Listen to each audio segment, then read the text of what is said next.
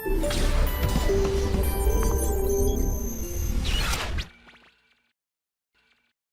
Dear students, आज हम चालू करेंगे ट्रिग्नोमेट्री में next part, trigonometry phase 2 and phase 3।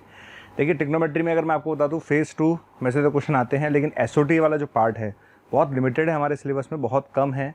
तो उसमें मैंने बेसिक पार्ट ही लिया है, क्योंकि इसमें जो क्वेश्चन आते हैं वो कोसाइन रूल पर या साइन रूल पर ही आएगा।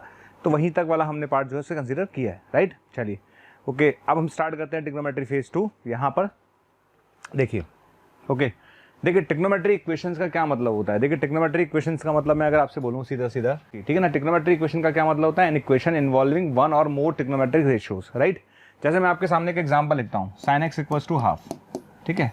तो आपने जब sine X equals to half लिखा ना, तो बेसिकली क्या है, ये ट्रिग्नोमेट्री इक्वेशन है। It's a trigonometry equation, simple, और कुछ भी नहीं है। मैंने आपके सामने इक्वेशन लिख दी, sine square x plus sine x plus 1 equals to 0, ठीक है। अगर मैंने इक्वेशन लिख दी sine square x plus sine x plus 1 equals to 0, या कुछ और लिख दिया plus 2 equals to 0, again it's a trigonometry equations. तो ट्रिग्नोमेट्री इक्वेशन का मतलब होता है जिसमें एक या एक से ज़्यादा ट्रिग्नोमेट्रिक रेशियो अगर आ रहे हैं तो that equation is said to be trigonometric equation, right. इसमें कोई रॉकेट साइंस नहीं है, ट्रिग्नोमेट्री इक्वेशन का क्या मतलब होता है। अच्छा, अब बात आती है हमें करना क्या होगा। ऑब्वियसली बात है, जब हमारे पास ट्रिग्नोमेट्री इक्वेशन आएगी तो हमें उसका सॉल्यूशन निकालना होगा। क्या निकालना होगा, सॉल्यूशन। अब सॉल्यूशन दो तरीके होते हैं, एक होता है प्रिंसिपल सॉल्यूशन, एक होता है जनरल सॉल्यूशन। मैं आपको दोनों में फ़र्क समझाता हूँ। अगर आपने जो सॉल्यूशन निकाला है, अगर आपने जो थीटा की वैल्यू निकाली है, अगर वो 0 से 2 पाई के बीच में है, 2 पाई पर ओपन है, ध्यान रखिएगा, ठीक है। अगर आपका सॉल्यूशन जो है वो 0 से लेकर 2 पाई के बीच में आ रहा है, ठीक है, 0 पर क्लोज है, 2 पाई पर ओपन है, तो अगर वो सॉल्यूशन 0 से 2 पाई के बीच में आता है, that is known as principal solution. उसे हम क्या बोलते हैं, प्रिंसिपल सॉल्यूशन बोलते हैं। और जनरल सॉल्यूशन क्या होता है, अगर हम जनरल सॉल्यूशन की बात करें तो जनरल सॉल्यूशन होता है बेटा 2n pi plus theta. General solution क्या होता है बेटा, 2n pi plus theta, right. तो देखिए, मैंने ये लिखा हुआ है कि जो प्रिंसिपल सॉल्यूशन होता है जो कि 0 से लेकर 2 पाई के अंदर होगा, that is known as principal solution. और जो जनरल सॉल्यूशन क्या होता है, जनरल सॉल्यूशन का मतलब वो सारी वैल्यूज देगा, उसमें अगर हम 2n पाई ऐड कर देंगे तो दैट विल प्रोवाइड अस, ठीक है, जनरल सॉल्यूशन। ओके, समझ में आ गया। तो ये हमारे पास जनरल सॉल्यूशन है। मतलब 2n पाई का मतलब ज़रूर नहीं है, जनरल सॉल्यूशन में बहुत सारे केसेस हमारे पास बनेंगे, तो अलग अलग केसेस बनेंगे। मतलब उसको बेसिकली 2n पाई का मतलब है 2 पाई से रोटेट करते जाएंगे, आगे बढ़ता जाएगा, 2 पाई प्लस 2 है ना, रोटेट होता जाएगा, राइट। तो जनरल सॉल्यूशन हम बात करते हैं, राइट। स्टार्ट करते हैं। देखिए, सबसे पहली बात, साइन थीटा का साइन अल्फा के बराबर है। ओके, देखिए साइन थीटा अगर साइन अल्फा के बराबर है ना, तो हमें पता ही है कि थीटा की वैल्यू क्या होती है। तो थीटा की वैल्यू होती है बेटा n पाई प्लस -1 की पावर n अल्फा, राइट है। अच्छा, यहाँ पर ये तो समझ में आता है कि n इंटीजर है, इसमें कोई इशू है ही नहीं, n तो इंटीजर है। और अल्फा की अगर मैं बात करूँ, देखिए अल्फा कुछ भी ले सकते हैं, लेकिन अगर हम प्रिंसिपल वैल्यू सेट करते हैं तो -π/2 से π/2 लें ज़्यादा अच्छा है। आप कुछ भी ले सकते हैं अल्फा, उसमें कोई प्रॉब्लम नहीं है, सारे आंसर्स बैलेंस होंगे, लेकिन अगर आप प्रिंसिपल वैल्यू सेट करेंगे तो ज़्यादा अच्छा है। तो अल्फा की वैल्यू जनरली हमको लेनी चाहिए -π/2 से π/2 के बीच में, क्लियर। इसी तरह से अगर हम cos theta equals to cos alpha की बात करें, तो अगर cos थीटा अगर cos अल्फा के बराबर है तो थीटा किसके बराबर होगा बेटा, 2n pi plus minus alpha, 2n pi plus minus alpha, ठीक है। n इंटीजर है, ध्यान रखिएगा, n क्या है, इंटीजर है, राइट, समझ में आ गया। अच्छा, अल्फा अगर हम प्रिंसिपल वैल्यू की बात करें तो प्रिंसिपल वैल्यू जो होती है वो 0 से पाई होगी। प्रिंसिपल वैल्यू क्या होगी बेटा, 0 से पाई। मैं फिर बोल रहा हूँ, आप अल्फा की और भी वैल्यूज़ ले सकते हैं, उससे कोई फ़र्क नहीं पड़ेगा, पर एक जनरल स्टैंडर्ड अगर हम सेट करते हैं प्रिंसिपल के लिए तो हम 0 से पाई ले सकते हैं। और इसी तरह से अगर tan theta equals to tan alpha है तो थीटा की वैल्यू क्या होगी बेटा, n pi plus alpha, right. देखो, जो बच्चे जेईई मेन की तैयारी कर रहे हैं उन्हें पता है ये तीनों रिजल्ट हमेशा रटे हुए होने चाहिए कि साइन थीटा अगर साइन अल्फा के बराबर है तो थीटा की वैल्यू हम ये लेंगे, cos थीटा अगर cos अल्फा के बराबर है तो थीटा की वैल्यू हम ये लेंगे, और tan थीटा अगर tan अल्फा के बराबर है तो थीटा की वैल्यू हम ये लेंगे, ठीक है। अल्फा का ध्यान रखिएगा, अगर आप याद रख सकें तो बहुत ही अच्छा है, अगर अल्फा की हम प्रिंसिपल वैल्यू लेते हैं तो, क्लियर। अब आगे बढ़ते हैं। देखिए, इसी तरह से 3 केस और हैं इस चैप्टर में, देखा जाए तो मेनली 6 ही केसेज हैं। Sine theta equals to sine alpha, ठीक है, cos theta equals to cos alpha, tan theta equals to tan alpha. अगर मैं sin square theta equals to sin square alpha की बात करूं, cos square theta equals to cos square alpha की बात करूं, और tan square theta equals to tan square alpha की बात करूं, तीनों का आंसर होगा n pi plus minus alpha. तीनों के आंसर्स क्या होंगे बेटा, n pi plus minus alpha, ठीक है ना, n pi plus minus alpha. Okay, समझ में आ गया। तीनों के आंसर्स हम किसी को भी डराइव कर सकते हैं, बाकी डेरिवेशन पे हमें जाने में का मतलब है हमारा टाइम खराब करना, उसमें मेरे को लगता है टाइम खराब करने का कोई मतलब नहीं है। आप याद रखिए कि sine square theta equals to sine square alpha हो, cos square theta equals to cos square alpha हो, tan square theta equals to tan square alpha हो, तो थीटा की वैल्यू आपको क्या लेनी है बेटा, n pi plus minus alpha. और अल्फा ध्यान रखिए, इट्स कॉल्ड प्रिंसिपल एंगल, जो मैं ऑलरेडी आपको एक्सप्लेन कर चुका हूँ। श्योर, ये आ गया। तो 6 और रिजल्ट समझ में आ गया आप लोगों को। कौन कौन से 6 रिजल्ट हो गए मेरे पास बेटा, 6 रिजल्ट हो गए। अगर ऐसा होगा तो ऐसा, अगर ऐसा होगा तो बेटा ऐसा, और अगर ऐसा होगा तो ऐसा, 3 रिजल्ट तो ये हो गए। और 3 रिजल्ट हमारे सामने ये हो गए। टोटल रिजल्ट कितने हैं बेटा? 6। ये 6 रिजल्ट आपके मन मंदिर में सेट होने चाहिए, सीधी सी बात है। अगर आपको 6 रिजल्ट याद है कोई दिक्कत नहीं है। अब हम चलते हैं क्वेश्चंस की तरफ, है ना। अच्छा, क्वेश्चंस पे जाने से पहले कुछ छोटी छोटी बातें, ये जो ऐसी बातें होती है ना, जो मान लो मैं मान के चलता हूँ कि अगर कोई बच्चा तैयारी कर रहा होगा तो 80% बच्चों को पता होगी, पर बाई चांस किसी को नहीं पता हो तो उसे पता होना चाहिए। जैसे साइन थीटा 0 है, ठीक है। अगर साइन थीटा 0 है तो उसका मतलब क्या होगा भाई? अगर साइन थीटा 0 है तो थीटा की वैल्यू 0 होगी, पाई होगी, 2 पाई होगी, 3 पाई होगी, 4 पाई होगी, तो थीटा की वैल्यू क्या होगी? जनरल n पाई होगी। क्लियर? इसी तरह साइन थीटा की वैल्यू 1 है। ओके, अगर आप देखें तो साइन थीटा की जो वैल्यू 1 आती है वो 0 से लेकर 2 पाई की साइकिल में, 0 से लेकर 2 पाई की साइकिल में साइन थीटा की वैल्यू 1 केवल एक ही पॉइंट पर आती है, वो है π/2। तो 0 से लेकर 2 पाई की साइकिल में साइन थीटा की वैल्यू 1 केवल π/2 पर आती है, और उसके बाद वो रिपीट होगा हर 2 पाई के बाद रिपीट होगा, हर 2 पाई के बाद रिपीट होगा। तो इसकी अगर मैं जनरल वैल्यू लिखूंगा तो क्या लिखूंगा भाई? इसकी वैल्यू लिखूंगा 2n pi plus π/2, 2n pi plus π/2, ठीक है। क्योंकि वैल्यू π/2 आती है और हर 2 पाई के बाद रिपीट होगी, हर 2 पाई के बाद रिपीट होगी, तो 2n पाई प्लस π/2। यार यही हमने लिखा हुआ है, यही चीज़ हमने लिखी हुई है। आप उसमें जब पाई कॉमन लेंगे और एलसीएम लेंगे तो आपको यही मिलेगा। क्लियर? समझ में आ गया? अच्छा, sine theta equals to -1, obvious सी बात है। साइन थीटा इक्वल्स टू -1 लेंगे तो उसको अपन ऐसे बोल सकते हैं कि साइन थीटा इक्वल्स टू -1 कब आएगा? Theta sine theta equals to -1 आएगा -π/2 पर। तो जनरल आंसर चाहिए तो वही वापस 2n पाई ऐड करेंगे। जब आप 2n पाई ऐड करेंगे तो what you will get 2n pi minus π/2, है ना। उस केस में 2n पाई माइनस π/2, तो वही चीज़ उन्होंने यहाँ लिखी हुई है, वही चीज़ यहाँ पर लिखी हुई है बेटा, ये चीज़ क्लियर है। अच्छा, कॉस थीटा अगर 0 है तो कॉस थीटा 0 कब होता है? कॉस थीटा 0 होता है बेटा ऑड मल्टीपल ऑफ पाई पर, ऑड मल्टीपल ऑफ π/2 पर। कॉस थीटा 0 कब होता है? कॉस थीटा 0 होता है बेटा ऑड मल्टीपल ऑफ π/2 पर। π/2 का मतलब जैसे कॉस π/2 है ना, ऑन ऑड मल्टीपल ऑफ π/2, यहाँ लिखना भूल गए हैं, π/2 है ना, ऑड मल्टीपल ऑफ π/2। श्योर? जैसे n की वैल्यू 0, मतलब n की वैल्यू 0 रखेंगे तो π/2 पर 0 होगा, 3 π/2 पर 0 होगा, 5 π/2 पर 0 होगा, 7 π/2 पर 0 होगा। तो कॉस थीटा 0 कब होता है बेटा? कॉस थीटा 0 होता है ऑड मल्टीपल ऑफ π/2 पर। क्लियर? चलिए, ठीक। इसके अलावा ये छोटे छोटे रिजल्ट हैं। tan थीटा 0 कब होगा? साइन tan थीटा 0 का फंडा वही है जो sin थीटा 0 का फंडा है, क्योंकि tan थीटा 0 या sin थीटा 0 दोनों ही केस में आपको दिख रहा होगा एक ही रिजल्ट आएगा n पाई। क्लियर? तो tan थीटा इक्वल्स टू 0 बोलेंगे तो भी थीटा n पाई होगा बेटा, ठीक है। इस तरह से आप ये बाकी केसेस बना सकते हैं। ओके, cos थीटा 1 कब आता है? अगर मैं आपसे पूछूं कि cos थीटा की वैल्यू 1 कब आएगी, तो आप बताओ cos थीटा की वैल्यू 1 कब आएगी? भाई cos थीटा की वैल्यू 1 आएगी 0 पर, करेक्ट, फिर आएगी 2 पाई पर, करेक्ट, फिर आएगी 4 पाई पर, करेक्ट। यानी भाई cos थीटा की वैल्यू 1 कब आ रही है? 0 पर आ रही है, 2 पाई पर आ रही है, 4 पाई पर आ रही है, 6 पाई पर आ रही है। तो क्या मैं से बोल सकता हूँ कि थीटा किसके बराबर होगा बेटा? 2n पाई के बराबर होगा? डेफिनेटली होगा सर, 100% होगा। तो cos थीटा की वैल्यू 1 कब आएगी? 0 पर, 2 पाई पर, 4 पाई पर, 6 पाई पर, यानी 2n पाई पर। n क्या है?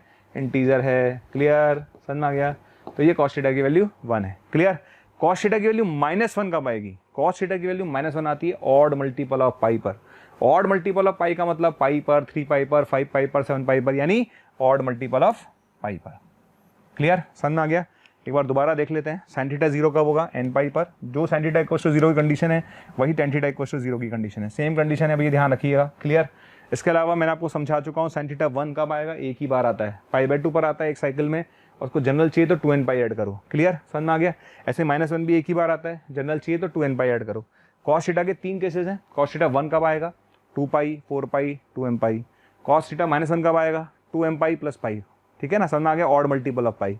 ये हम केसेस याद करेंगे तो ज़्यादा अच्छा है। चलिए, अब हम चलते हैं क्वेश्चंस पर। देखिए, कुछ क्वेश्चन मैंने बहुत आसान लिए हैं, ठीक, फिर ठीक ठाक क्वेश्चन हम आगे लेते जाएंगे।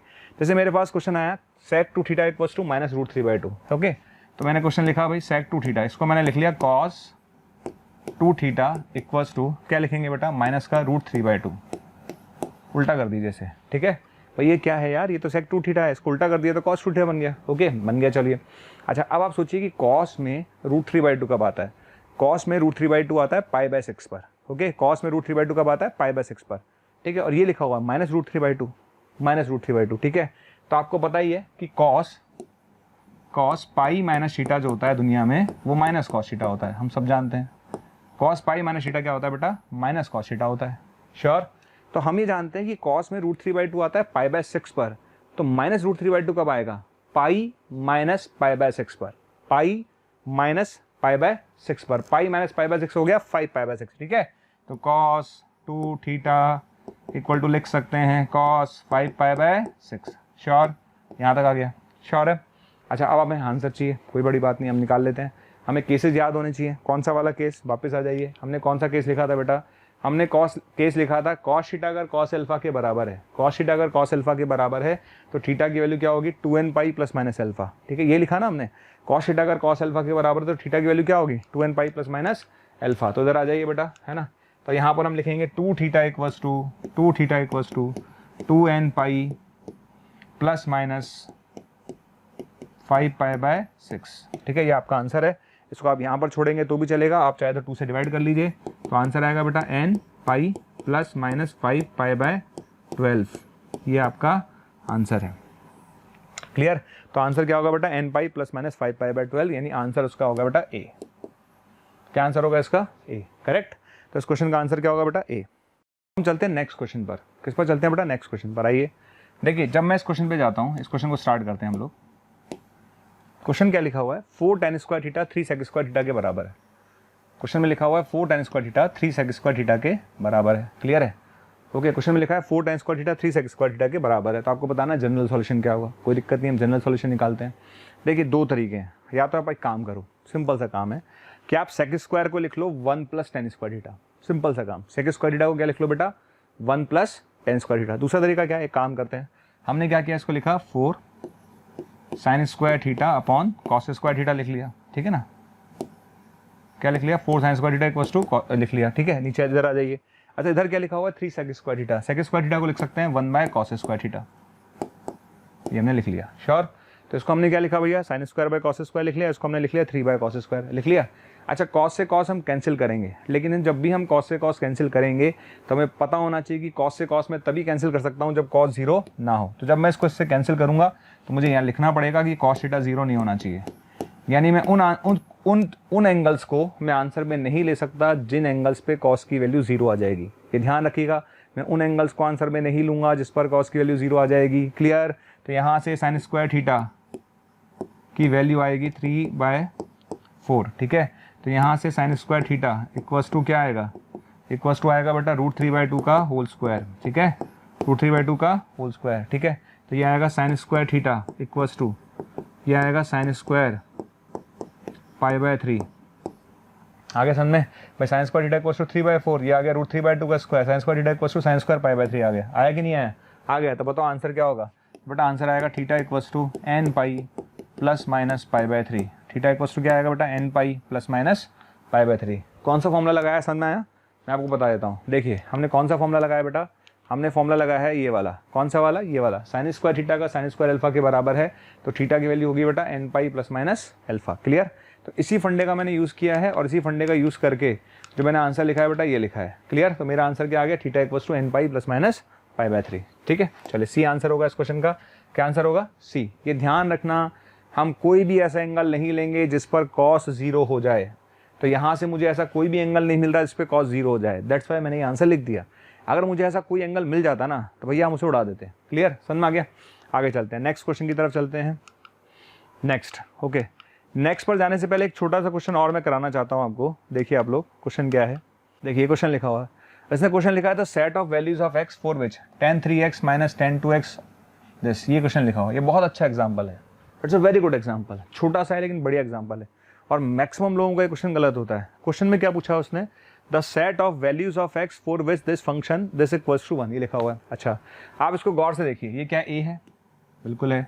क्या ये b है? ये बिल्कुल है। ठीक है, तो tan a - tan b upon 1 + tan a tan b, tan a - tan b upon 1 + tan a tan b क्या बन गया? tan a - b। तो इसको लिख देता हूँ मैं tan a - b। इसको लिख देता हूँ मैं tan a - b। लिख दिया। तो यहाँ से tan x की वैल्यू 1 आ गई। समझ में आ गया?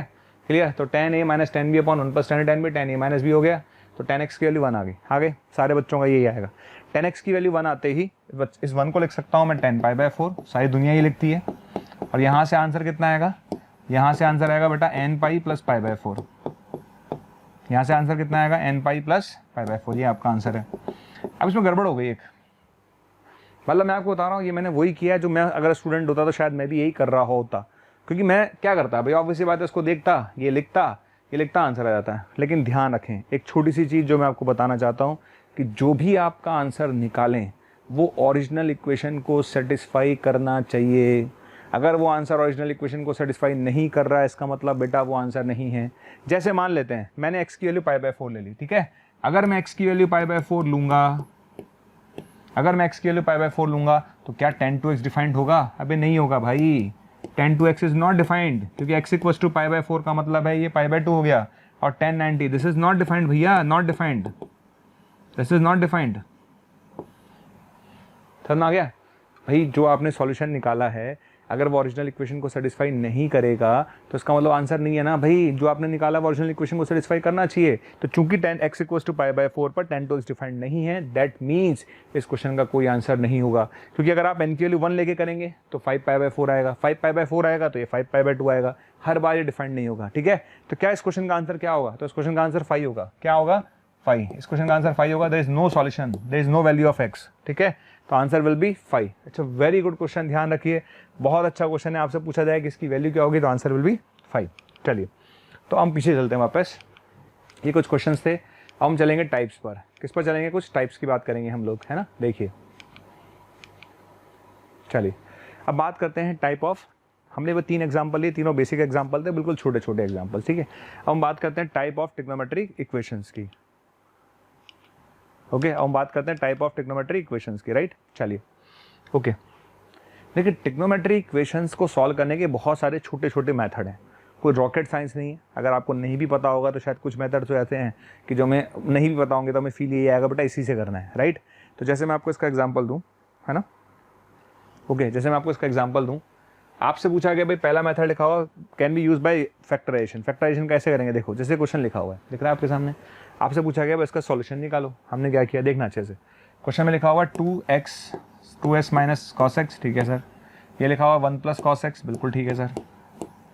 और यहाँ क्या लिखा हुआ बेटा? Sign square x. Sine square को लिखो 1 माइनस कॉस स्क्वायर, सिंपल, कुछ नहीं करना। साइन स्क्वायर को लिख लो 1 माइनस कॉस स्क्वायर एक्स, ठीक है। अब इसको उधर लेकर आओगे, जब इसको उधर लेके जाओगे तो 1 प्लस कॉस दोनों में से कॉमन आ गया, 1 प्लस कॉस दोनों में से कॉमन आ गया, तो यहाँ कितना आएगा? 2s माइनस सी माइनस, ठीक है, 1 माइनस सी इक्वल्स टू 0।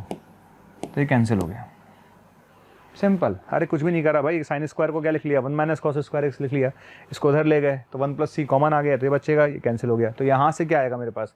तो बेटा यहाँ से मेरे पास आएगा 1 प्लस सी, और यहाँ से आएगा 2s माइनस 1 इक्वल्स टू 0। आ गया।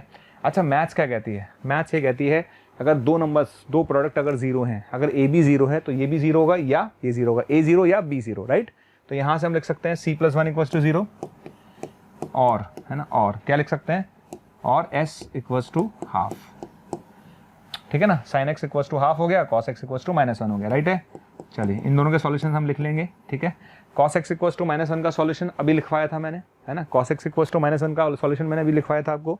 क्या आएगा इसका सॉल्यूशन बेटा? तो cos x इक्वल्स टू -1 का सॉल्यूशन लिखवाया था मैंने 2n plus 1 pi, odd multiple of pi, odd multiple of pi, ठीक है। और इसका लिखवाया था sin x equals to half. Sine में हाफ कब आता है? साइन में हाफ कब आता है? π/6 पर। किस पर आता है?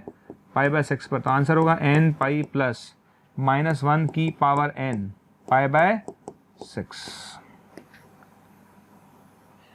ओके, तो ये आपके दो आंसर्स हैं। ऑप्शंस में देख लीजिए कौन कौन से ऑप्शंस में अवेलेबल हैं। ओके, देखिए आपको दिख ही रहा होगा 2n प्लस 1 पाई अवेलेबल है, ठीक है। दिख रहा है आपको 2n प्लस 1 पाई अवेलेबल है, ठीक है। तो ये आपका आंसर है। ओके, अब नेक्स्ट आता है, नेक्स्ट जो केस आता है बेटा, देखो एक तो पहला मेथड था विच इज़ कि हम उसे फैक्टराइज कर लेते हैं। जैसे हमने क्या किया, साइन स्क्वायर को लिखा 1 माइनस कॉस स्क्वायर एक्स, फिर उसके हमने फैक्टर्स किए, है ना। नेक्स्ट जो पार्ट आता है वो आता है कि trigonometry equations which can be solve by reducing them in a quadratic equation. Quadratic बना लो आप, क्वाड्रेटिक किसी में बना लो, या साइन में बना लो, कॉस में बना लो, किसी एक में क्वाड्रेटिक बना लो, जो आपको जनरली पसंद हो उसमें हमें क्वाड्रेटिक बनानी है, क्लियर। तो किसी एक में हम क्वाड्रेटिक बना लेंगे। कैसे? देखिए जैसे मेरे पास ये क्वेश्चन आया, क्वेश्चन क्या लिखा हुआ है? 2 कॉस स्क्वायर एक्स दिख रहा है। अब मुझे यहाँ कॉस दिख रहा है, कॉस एक्स दिख रहा है। तो जब मुझे कॉस एक्स दिख रहा है ना, तो मुझे पूरी की जो पूरी क्वाड्रेटिक है वो कॉस में बनानी पड़ेगी। किसमें बनानी पड़ेगी? कॉस में, क्लियर। तो चूंकि मुझे यहाँ कॉस दिख गया तो इसका मतलब मेरे को दिमाग में पहली बार में आ जाना चाहिए कि मुझे जो क्वाड्रेटिक बनानी है वो कॉस में बनानी है, राइट। तो कैसे करेंगे? देखिए स्टार्ट करते हैं, है ना। हमने शुरू किया क्वेश्चन को, कैसे करेंगे? 2 कॉस स्क्वायर एक्स आएगा प्लस 4 कॉस एक्स आएगा बराबर 3, है ना। यहाँ पर आएगा 1 माइनस कॉस स्क्वायर एक्स, आ गया यहाँ तक, ठीक है। तो यहाँ से कितना आ गया बेटा, यहाँ से आ गया 5c² यानी 5 cos स्क्वायर x आ गया, प्लस 4 cos x आ गया, माइनस का 3 बराबर 0 आ गया। आगे सामने, ठीक है। तो 5 cos स्क्वायर x आ गया, प्लस 4 cos x आ गया, माइनस 3 = 0 आ गया, राइट। सबसे पहले देख लीजिए इसका d कैसा आ रहा है ना। d थोड़ा सही आ रहा तो फिर आगे बढ़े, नहीं तो फिर इसके वो करना पड़ेगा, अपन को शीतराचार्य लगाना पड़ेगा। तो इसका जो d निकाल लेते हैं, हम लगा लेते हैं शीतराचार्य।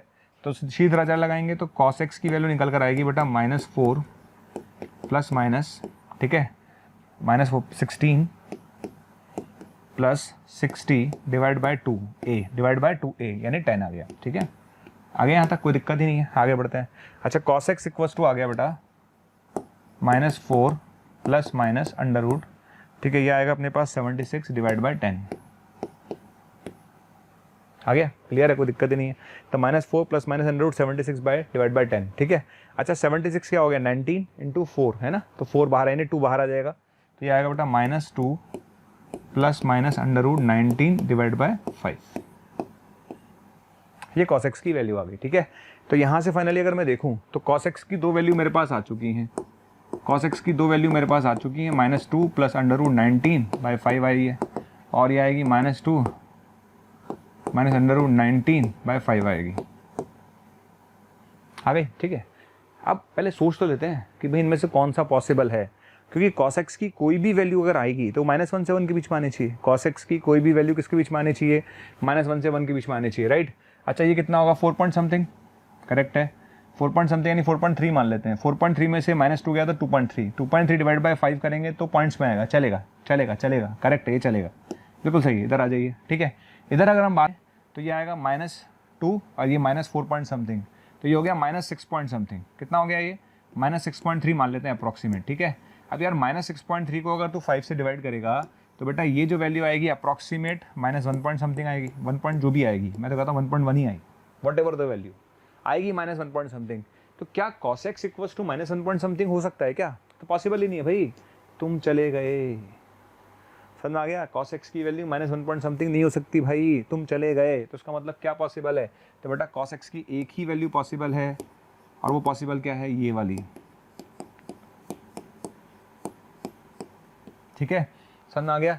और अगर मैं इसे cos अल्फा बोल दूं, क्या बोल दूं बेटा, इसे cos अल्फा बोल दूं, अगर इसे मैं cos अल्फा बोल दूं, क्लियर। तो cos x अगर cos अल्फा के बराबर है तो x बराबर होगा 2n pi plus minus alpha, क्या होगा, x बराबर होगा 2n pi plus minus alpha. What is alpha, important है, व्हाट इज अल्फा।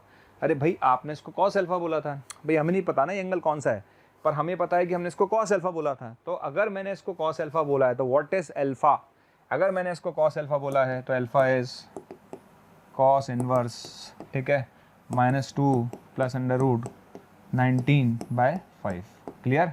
तो what is alpha, alpha is this, ठीक है, ध्यान रखिएगा।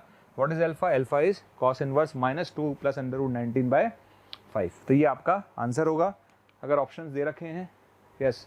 अच्छा, ऑप्शंस दे रखे हैं, ओके, ये लिखा हुआ है इसने, अल्फा की वैल्यू ये है, लिखा हुआ ऑलरेडी cos इनवर्स, ये तो हमने पहले बोल ही दिया था कि अपने पास आ रहा है। तो ये अल्फा की वैल्यू हमारे पास आ रही है, तो आंसर क्या हुआ, आंसर हुआ बेटा 2n pi plus minus alpha. आंसर क्या हुआ, 2n pi plus minus alpha, okay, C is the correct answer, okay. तो अब तक हम 2 मेथड देख चुके हैं। पहला मेथड था सिंपल फैक्टर्स करो, काम खत्म। दूसरा मेथड था क्वाड्रेटिक बनाओ। पिछले वाले क्वेश्चन को आपने देखा होगा, मैंने पूरे को कॉस में क्वाड्रेटिक बनाया था। अब हम चलते हैं तीसरे मेथड पर, ठीक है।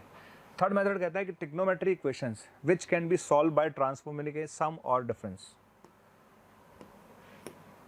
इनटू देयर प्रोडक्ट, ठीक है। सम और डिफरेंस को प्रोडक्ट में कन्वर्ट कर दें, सम और डिफरेंस को किस में कन्वर्ट कर दें, प्रोडक्ट में कन्वर्ट करते हैं। तो चलिए करते हैं। तो सम और डिफरेंस को हम प्रोडक्ट में कन्वर्ट करते हैं, ओके, स्टार्ट करते हैं। जैसे ये क्वेश्चन आया है ना, ऐसा क्वेश्चन जेईई मेन में आया हुआ ऑलरेडी। क्वेश्चन मेरे पास है, देखो ऐसे है ना, क्वेश्चन क्या लिखा हुआ है, sin 7x plus sin 4x plus sin x = 0, ऐसा क्वेश्चन मेरे पास लिखा हुआ है, okay. What we are going to do, हम ये करने जा रहे हैं कि हम जो सम है उसको प्रोडक्ट की फॉर्म में चेंज करने जा रहे हैं। अब यहाँ पर एंगल देखिए साइन, भाई एंगल का सिलेक्शन कैसे करेंगे, यहाँ 4x है और मैं जानता हूँ कि 7x में अगर मैं x ऐड कर दूंगा तो भी 4x आएगा, अगर 7x में मैं x ऐड कर दूंगा तो भी 4x आएगा, मतलब बाई 2 करके ना, sin c plus N D by, तो sin c plus N D का फॉर्मूला क्या होता है, c प्लस डी बाई 2 करते हैं, तो 7x प्लस x बाई 2 करूँगा तो 4x आएगा, ठीक है। तो सबसे पहली बात सिलेक्शन ऐसे करो कि आपको दूसरा वाला एंगल मिल जाए ताकि कॉमन ले सकें आप, ठीक है। तो आप क्या करोगे, सबसे पहले साइन 7x को साइन x के साथ ले लो, ले लिया, वेरी गुड, आगे बढ़ो। यहाँ पे क्या लिखा हुआ है, साइन 4x लिखा हुआ है, and that is equals to 0। Sure, बिल्कुल सर। क्या मैं sine c plus N D पे फॉर्मूला लगा सकता हूँ, 100% लगाऊंगा। तो क्या आएगा, 2 sine c plus D by 2 cos c minus D by 2 plus sine 4x equals to 0। Sure, ठीक है, इसको लिख सकते हैं 2 sine c plus D by 2 cos c minus D by 2। ये आ गया। कुछ कॉमन आ रहा है, यस कुछ तो आ रहा है। क्या कॉमन आ रहा है, साइन 4x कॉमन आ रहा है। क्या बचेगा, 2 cos 3x plus 1 equals to 0। आ गया यहाँ तक, कोई प्रॉब्लम क्या है। हमारी हेडिंग ये थी भाई, हमारी हेडिंग थी कि सम को प्रोडक्ट में बदलना, वो हमने कर दिया। इस सम को हमने प्रोडक्ट में बदल दिया। इट्स नॉट से प्रोडक्ट ऑफ 2, आपके पास दिख रहा है ट्रिग्नोमेट्रिक्स हैं, तो इन दोनों के प्रोडक्ट में बदल दिया। अब क्या होगा, सेम काम। मैथ्स क्या कहती है, ए इक्वल्स टू ए बी अगर 0 है तो ए 0 और बी 0, उसको 0 कर देते हैं। तो यहाँ से साइन 4x 0 हो जाएगा, और ठीक है, साइन 4x 0 हो जाएगा, और cos 3x equals to minus half हो जाएगा, ठीक है, cos 3x equals to minus half हो जाएगा। ओके, तो साइन 4x इक्वल्स टू 0 और cos 3x equals to minus half हो जाएगा। ओके, तो यहाँ से देखिए साइन 0 कब होता है, एन पाई पर, साइन 0 कब होता है, एन पाई पर, साइन x इक्वल्स टू 0 कब होता है, एन पाई पर। तो 4x equals to N pi. Okay, तो x इक्वल्स टू क्या आएगा, N pi by 4।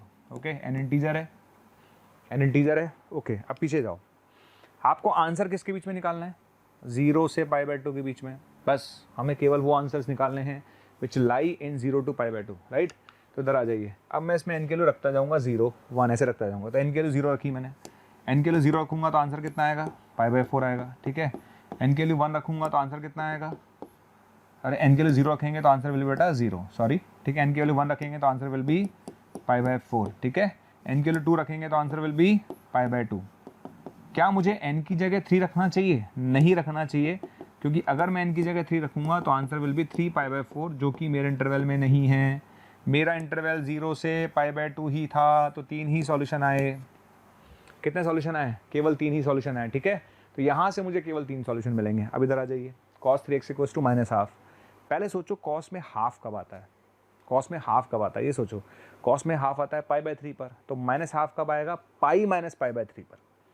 Cos pi minus theta equals to minus cos theta, clear.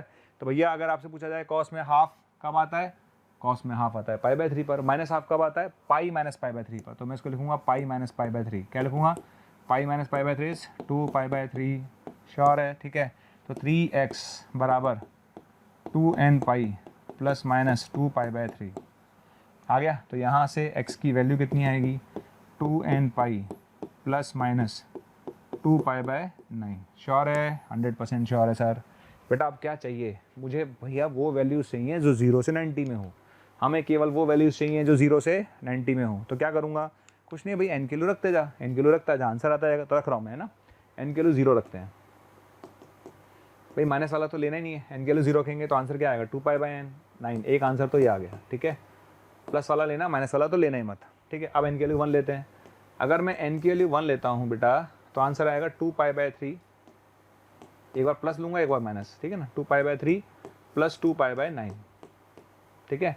तो ये आएगा 8 पाई बाय 9 आ गया। कितना आ गया ये, 8 पाई बाय 9, ठीक है। आराम से देख लो आप, कैलकुलेशन आप कर सकते हो, ठीक है। तो यहाँ से 8 पाई बाय 9 आ गया। अगर मैं एन के लिए 1 लेता हूँ प्लस वाला, ठीक है।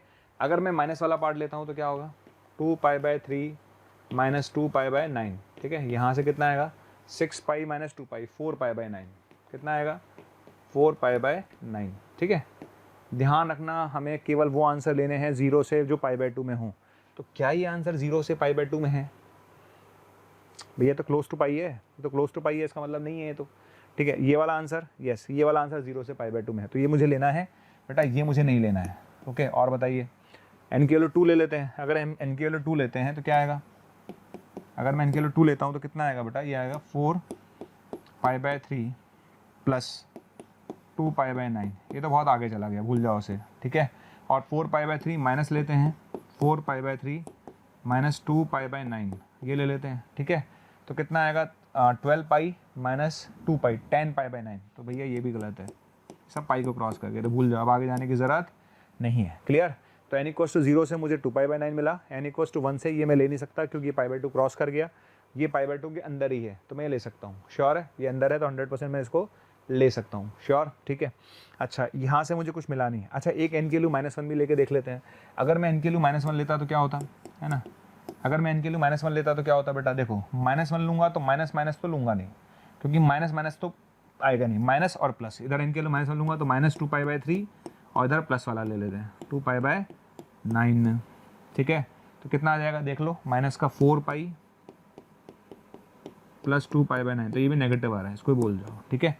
तो नंबर ऑफ सॉल्यूशंस पूछे हैं अगर आपने इस क्वेश्चन में, मैं देख लेता हूँ क्या पूछा है उसने, नंबर ऑफ सॉल्यूशंस पूछे हैं आपने, तो नंबर ऑफ सॉल्यूशंस कितने आएंगे बेटा, 1 2 3, 3 तो ये आ गए, और 4 और 1 5, टोटल 5 सॉल्यूशंस आएंगे, कितने आएंगे 5 सॉल्यूशंस, तो नंबर ऑफ सॉल्यूशंस आर 5, ठीक। ये क्वेश्चन अगर आप देखें तो सिंपल सा क्वेश्चन है, 0 से लेकर 90 तक, तो number of values of x for which this, है ना, ये आपसे पूछा गया है, उसको कर लेना, आप लोग को हिंट दे देता हूँ उस क्वेश्चन की, उसको कुछ करना नहीं है सच, ठीक है।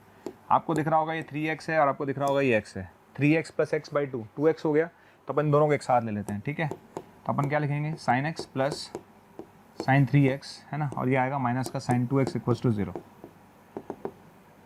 आ गया। तो sin x plus sin 3x minus sin 2x equals to 0। अच्छा sin c plus sin d लगाइए, sin c plus sin d लगाएंगे तो क्या आएगा बेटा, 2 sin c प्लस d/2 cos c minus d/2 cos x minus sin 2x equals to 0, okay. तो यहाँ से sin 2x कॉमन आ गया, तो यहाँ से sin 2x कॉमन आएगा तो क्या आएगा, 2 cos x minus 1 equals to 0 आ गया, क्लियर। तो यहाँ से sin 2x 0 आ गया, तो sin 2x इक्वल्स टू 0, तो 2x इक्वल्स टू n π, ठीक है। और यहाँ से cos x equals to half आ गया, तो cos x equals to half आएगा, तो यानी वापस x की वैल्यू क्या लेंगे, 2n π प्लस माइनस π/3,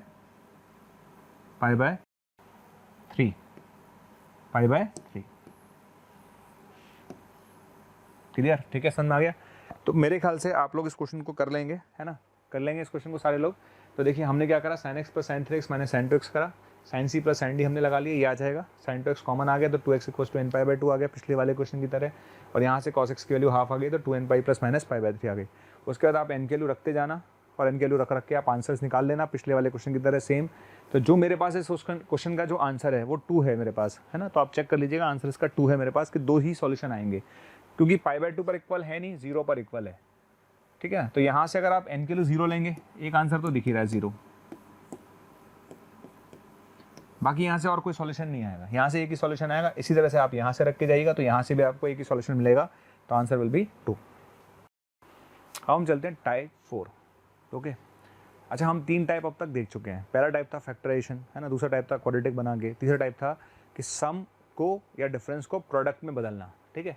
अब हम चलते हैं टाइप नंबर 4 पर, trigonometry equations which can be solved by transforming a product of trigonometric ratio, product of trigonometric ratio into their sum. अब उल्टा चलेंगे, उल्टा कैसे चलेंगे, जब हम टाइप नंबर 3 पढ़ रहे थे तो हम क्या कर रहे थे, टाइप नंबर 3 में हम सम को प्रोडक्ट में बदल रहे थे, अब हम क्या करेंगे, प्रोडक्ट को सम में बदलेंगे, क्लियर। अब पहले हम क्या करते थे, सम को प्रोडक्ट बना रहे थे, हम प्रोडक्ट को सम बनाएंगे। तो चलिए आगे करते हैं, कैसे करेंगे, देखिए क्वेश्चन आया, यहाँ पर प्रोडक्ट दिख रहा है, दिख रहा है, पहली बार में मुझे फील आ जाएगा। मैं आपको से बताऊं, अगर मैं ये हेडिंग नहीं भी लिखाता ना तो भी आपको पहली बार में फील आ जाता है इस क्वेश्चन में करना क्या करेंगे। सबसे पहली बात, इस क्वेश्चन को देखते ही मुझे 2 से दोनों तरफ मल्टीप्लाई करना है, तो मैंने दोनों तरफ 2 से मल्टीप्लाई कर दिया, तो 2 sin 5x cos 3x बराबर में कितना आएगा, 2 sin 6x cos 2x, समझ में आ गया। तो दोनों तरफ आपने 2 से मल्टीप्लाई कर दिया, 2 sin 5x cos 3x, 2 sin 6x cos 2x, ठीक है। तो ये बन गया क्या, ये बन गया 2 sin a cos b, 2 sin a cos b, 2 sin a cos b क्या होगा, sin 2 sin a cos b क्या होगा, sin a plus b, 2 sin a cos b क्या होगा, sin a plus b plus sin a minus b, sin a minus b, ठीक है। इधर आ जाइए, 2 sin a cos b क्या होगा, sin a plus b plus sign a minus b, ये कैंसिल हो गया भैया, खत्म हो गया काम, खत्म, ठीक है। आपके पास प्रोडक्ट था, उसको हमने सम में कन्वर्ट कर दिया, क्लियर। अब यहाँ तक आ गए, यहाँ तक आने के बाद बहुत सारी चॉइसेस हैं आप इस क्वेश्चन को करने के लिए, बहुत तरीके हैं इस क्वेश्चन करने के लिए, ठीक है। आप एक काम करिए, sin 2x है, ओके सर sin 2x तो है ही सर, तो एक काम कर बेटा, sin 4x को उधर लेकर आएगा, sin 4x को उधर लेकर आएगा, उसको लिख सकते हैं 2 sin 2x cos 2x, ठीक है। ये लीजिए सरकार, ये लिख दिया आप लोगों ने, बिल्कुल ठीक है सर। अरे ये sin 2x था, ये sin 4x था, sin 4x को लिख दिया 2 sin 2x cos 2x, common क्या लेंगे sin 2x, ठीक है, ये लीजिए। और क्या बचेगा, 1 minus 2 cos 2x equals to 0। आया कि नहीं आया? आ गया, हो गया काम खत्म। बस इसको सॉल्व कर लीजिए आराम से, हो जाएगा सॉल्व। कैसे लोग करेंगे, ऑब्वियसली बात है, इसको 0 कर लेते हैं और इसको 0 कर लेते हैं, हमने दोनों को 0 कर दिया, ठीक है।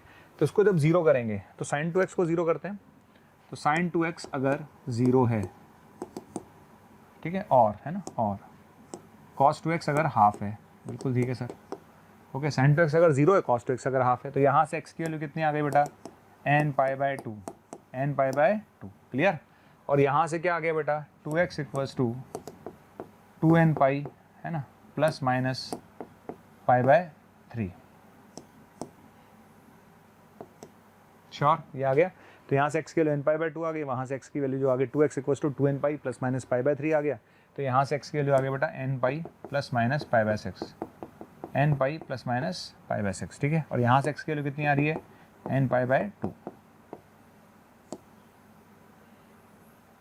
समझ आ गया? अब पीछे जाइए ऑप्शंस पर, ठीक। तो आप ऑप्शंस आपको दिख ही रहे हैं, n पाई बाय 2 आपको दिख ही रहा है कि n पाई बाय 2 इसको सेटिस्फाई कर ही रहा है ना, ओके। चलिए, तो इस तरह से आप आंसर्स का सिलेक्शन कर सकते हैं, कोई रॉकेट साइंस नहीं है, अपने हिसाब से आप आंसर का सिलेक्शन कर सकते हैं। थैंक यू प्यारे बच्चों, आप सबका स्नेह और प्रेम हमें जिस तरीके से मिल रहा है उसके लिए बहुत बहुत शुक्रिया। जैसे कि आप सबको पता है कि हम जेईई मेंस 2021 के लिए क्रैश कोर्स ऑलरेडी ला चुके हैं, जिस क्रैश कोर्स को आप लोग देख रहे हैं। अब आपके लिए उस क्रैश कोर्स के साथ हम एक टेस्ट सीरीज भी लेकर के आ रहे हैं, जिसका डिस्क्रिप्शन हम नीचे दे रहे हैं, जिस पे आप जाकर के क्लिक करके उसमें रजिस्ट्रेशन करा ले। ये टेस्ट सीरीज बिल्कुल फ्री है आपके लिए, और इसमें फटाफट रजिस्ट्रेशन करा ले, जिससे आपको जिस तरीके के एनटीए ने पैटर्न चेंज किया उस पैटर्न के अकॉर्डिंग आपको टेस्ट मिलते रहें और आप अपना अच्छे से एनालिसिस कर सकें, ठीक है। हम चलते हैं टाइप नंबर 5 पर। किस पर? टाइप नंबर 5 पर। देखिए, टाइप नंबर 5 जो है ना, बेसिकली टर्म होती है ऑक्सिलरी आर्गुमेंट, उस पर बेस्ड है। और जब भी कभी a sin x plus b cos x equals to c आ जाए, इसको गौर से देख लीजिए, इट्स वेरी इंपॉर्टेंट। मतलब मैं आपको कहूँगा इसको ज़रूर देख कर जाएँ। अगर ट्रिग्नोमेट्री इक्वेशंस के अंदर सबसे जो इंपॉर्टेंट पार्ट होते हैं, one of the important parts में से ये है ऑक्सिलरी आर्गुमेंट वाला पार्ट, ठीक है। तो जब भी a sin x plus b cos x equals to c वाला पार्ट अगर हमारे पास आता है, तो ऐसे क्वेश्चंस को सॉल्व करने के लिए हम root a square plus b square से डिवाइड करते हैं दोनों तरफ। किससे डिवाइड करते हैं? Root a square plus b square से, ठीक है। तो इस बात का ध्यान रखिएगा कि जब भी मेरे पास a sin x plus b cos x equals to c आया, ठीक है, तो आप किससे डिवाइड करेंगे? Divide by root a square plus b square से। इसको root a square plus b square से डिवाइड कर दिया, ठीक। इसको root a square plus b square से डिवाइड कर दिया, ओके। इसको हमने root a square plus b square से डिवाइड कर दिया। आगे समझ में? क्लियर? ओके। तो बेटा यहाँ पर ये बात सामने आनी चाहिए कि a sin x plus b cos x equals to c जब भी आएगा तो हमें under root a square plus b square से डिवाइड करना है। अच्छा, यहाँ तक करने के बाद आपके 2 चॉइस होंगी हमेशा, है ना। आपके पास 2 चॉइस होंगी, या तो आप कॉस में कन्वर्ट करो या आप साइन में कन्वर्ट करो, या तो आप कॉस में कन्वर्ट करो या फिर साइन में कन्वर्ट करो, ठीक है। कॉस में कैसे कन्वर्ट करेंगे? इसको अगर मैं कॉस अल्फा बोल दूं, ठीक है, इसको मैं साइन अल्फा बोल दूं, तो cos A cos B plus sign A sine B, है ना। Cos A cos B plus sign A sine B, एक तरीका तो ये है भाई, इसको cos A cos B plus sign A sine B बोल दिया तो कॉस में कन्वर्ट हो गया। दूसरा तरीका क्या है? इसका दूसरा तरीका है कि और इसको मैं साइन अल्फा बोल दूं, ठीक है, इसको साइन अल्फा बोल देता हूँ भैया। इसको मैं क्या बोल दूं? इसको मैं कॉस अल्फा बोल दूं भैया, ठीक है ना। एक तरीका ये भी है। तो आपके 2 चॉइस हैं, you can convert in cos और you can convert in sine, whatever you like. ये आपको देखना है कि आप उसमें कन्वर्ट करना चाहते हैं, आप उसमें कन्वर्ट कर लीजिए, राइट, ठीक। हम क्या सलाह देते हैं? हम सलाहते हैं कि बेटा कॉस में कन्वर्ट करो, क्योंकि साइन का फॉर्मूला बड़ा अजीब सा होता है। साइन का अगर आप फॉर्मूला देखेंगे तो साइन का फॉर्मूला होता है n पाई प्लस माइनस 1 की पावर n, बड़ा अजीब सा फॉर्मूला है। कॉस का फॉर्मूला थोड़ा कंफर्टेबल होता है, तो कॉस पर जाना चाहिए। मेरी सलाह ये है कि कॉस पर जाएं, साइन पर ना जाएं, ठीक है। एक बात और, जब भी आप इस टाइप का क्वेश्चन सॉल्व करें, ये ज़रूर देख लें। क्या देखना है आपको? मैं बता देता हूँ आपको क्या देखना है। जैसे मान लेते हैं मेरे पास क्वेश्चन आया, तो a sin x plus b cos x, ठीक। a प्लस माइनस जो भी है एंगल सेम होना चाहिए, ये ध्यान रखना, दोनों के एंगल सेम होने चाहिए। अगर दोनों के एंगल सेम है तो उसकी जो वैल्यू होती है बेटा, वो होती है minus under root a square plus b square से लेकर और plus under root a square plus b square तक। समझ आ गया? इसकी वैल्यू होती है minus under root a square plus b square से लेकर plus under root a square plus b square तक होती है। तो जब भी मैं कोई क्वेश्चन सॉल्व करूँ तो सबसे पहले मुझे देख लेना चाहिए कि जो मेरे सामने लिखा हुआ है क्या मेरी रेंज में है कि नहीं। जैसे मैं एक छोटा सा एग्जाम्पल देकर समझाता हूँ। मैंने लिखा sin x plus cos X equals to 2, ऐसे लिख दिया। अब मैंने sin x plus cos X equals to 2 लिखा, तो इसकी जो रेंज आएगी वो -√2 से √2 आएगी और ये बराबर में 2 लिखा हुआ है, ठीक है। अब आप बताओ -√2 से √2 कभी 2 के इक्वल हो सकता है क्या? पॉसिबल ही नहीं है। तो ये चीज़ पॉसिबल ही नहीं है, तो इसको सॉल्व नहीं करना भाई, इसको सॉल्व करने में टाइम खराब करना ही नहीं है। आपको अपना टाइम नहीं खराब करना है, सीधी सी बात है, इसका आंसर आएगा 5, पॉसिबल ही नहीं है, ठीक। तो जब भी इस टाइप का कोई क्वेश्चन आता है ना बेटा, तो हमेशा याद रखें कि जब भी मेरे पास ऐसा कोई क्वेश्चन आए तो पहले मैं चेक कर लूँ कि भाई पॉसिबल है कि नहीं। हाँ, अगर पॉसिबल है तो हमें करना है, और किससे करना है? √a² + b² से डिवाइड करके। किससे? √a² + b² से डिवाइड करके और कॉस में कन्वर्ट करके। किस में कन्वर्ट करना है? कॉस में। जैसे मैं आपको एग्जाम्पल देता हूँ, जैसे ये वाला एग्जाम्पल पे चलते हैं। हमारा क्वेश्चन है sin x + cos x = √2। हमारा क्वेश्चन है sin x + cos x = √2, ठीक है। आपने इसको √2 से डिवाइड कर दिया भाई, √a² + b², a भी 1 है, b भी 1 है, √a² + b² से डिवाइड कर दिया, यानी आपने √2 से इसको डिवाइड कर दिया, ठीक है। तो लीजिए आपने √2 से इसको डिवाइड कर दिया, ये आ गया, कर दिया। अच्छा, √2 से डिवाइड करने के बाद मैंने आपको बोला था बेटा कॉस में खेलना, साइन में मत खेलना। किस में खेलना? कॉस में, ठीक है। तो इसको लिख देते हैं cos π/4, ठीक है। इसको लिख देते हैं sin π/4, ठीक है। इसको लिख दिया बेटा cos π/4, इसको लिख दिया sin π/4। cos a cos b plus sin a sin b, repeat, cos a cos b plus sin a sin b, क्या बन गया ये? cos a - b, cos a - b, और बराबर में लिखा हुआ है 1 को लिख सकते हैं cos 0। क्लियर? तो यहाँ से मेरा आंसर आ गया x - π/4 बराबर 2nπ, यानी x की वैल्यू कितनी आ गई बेटा?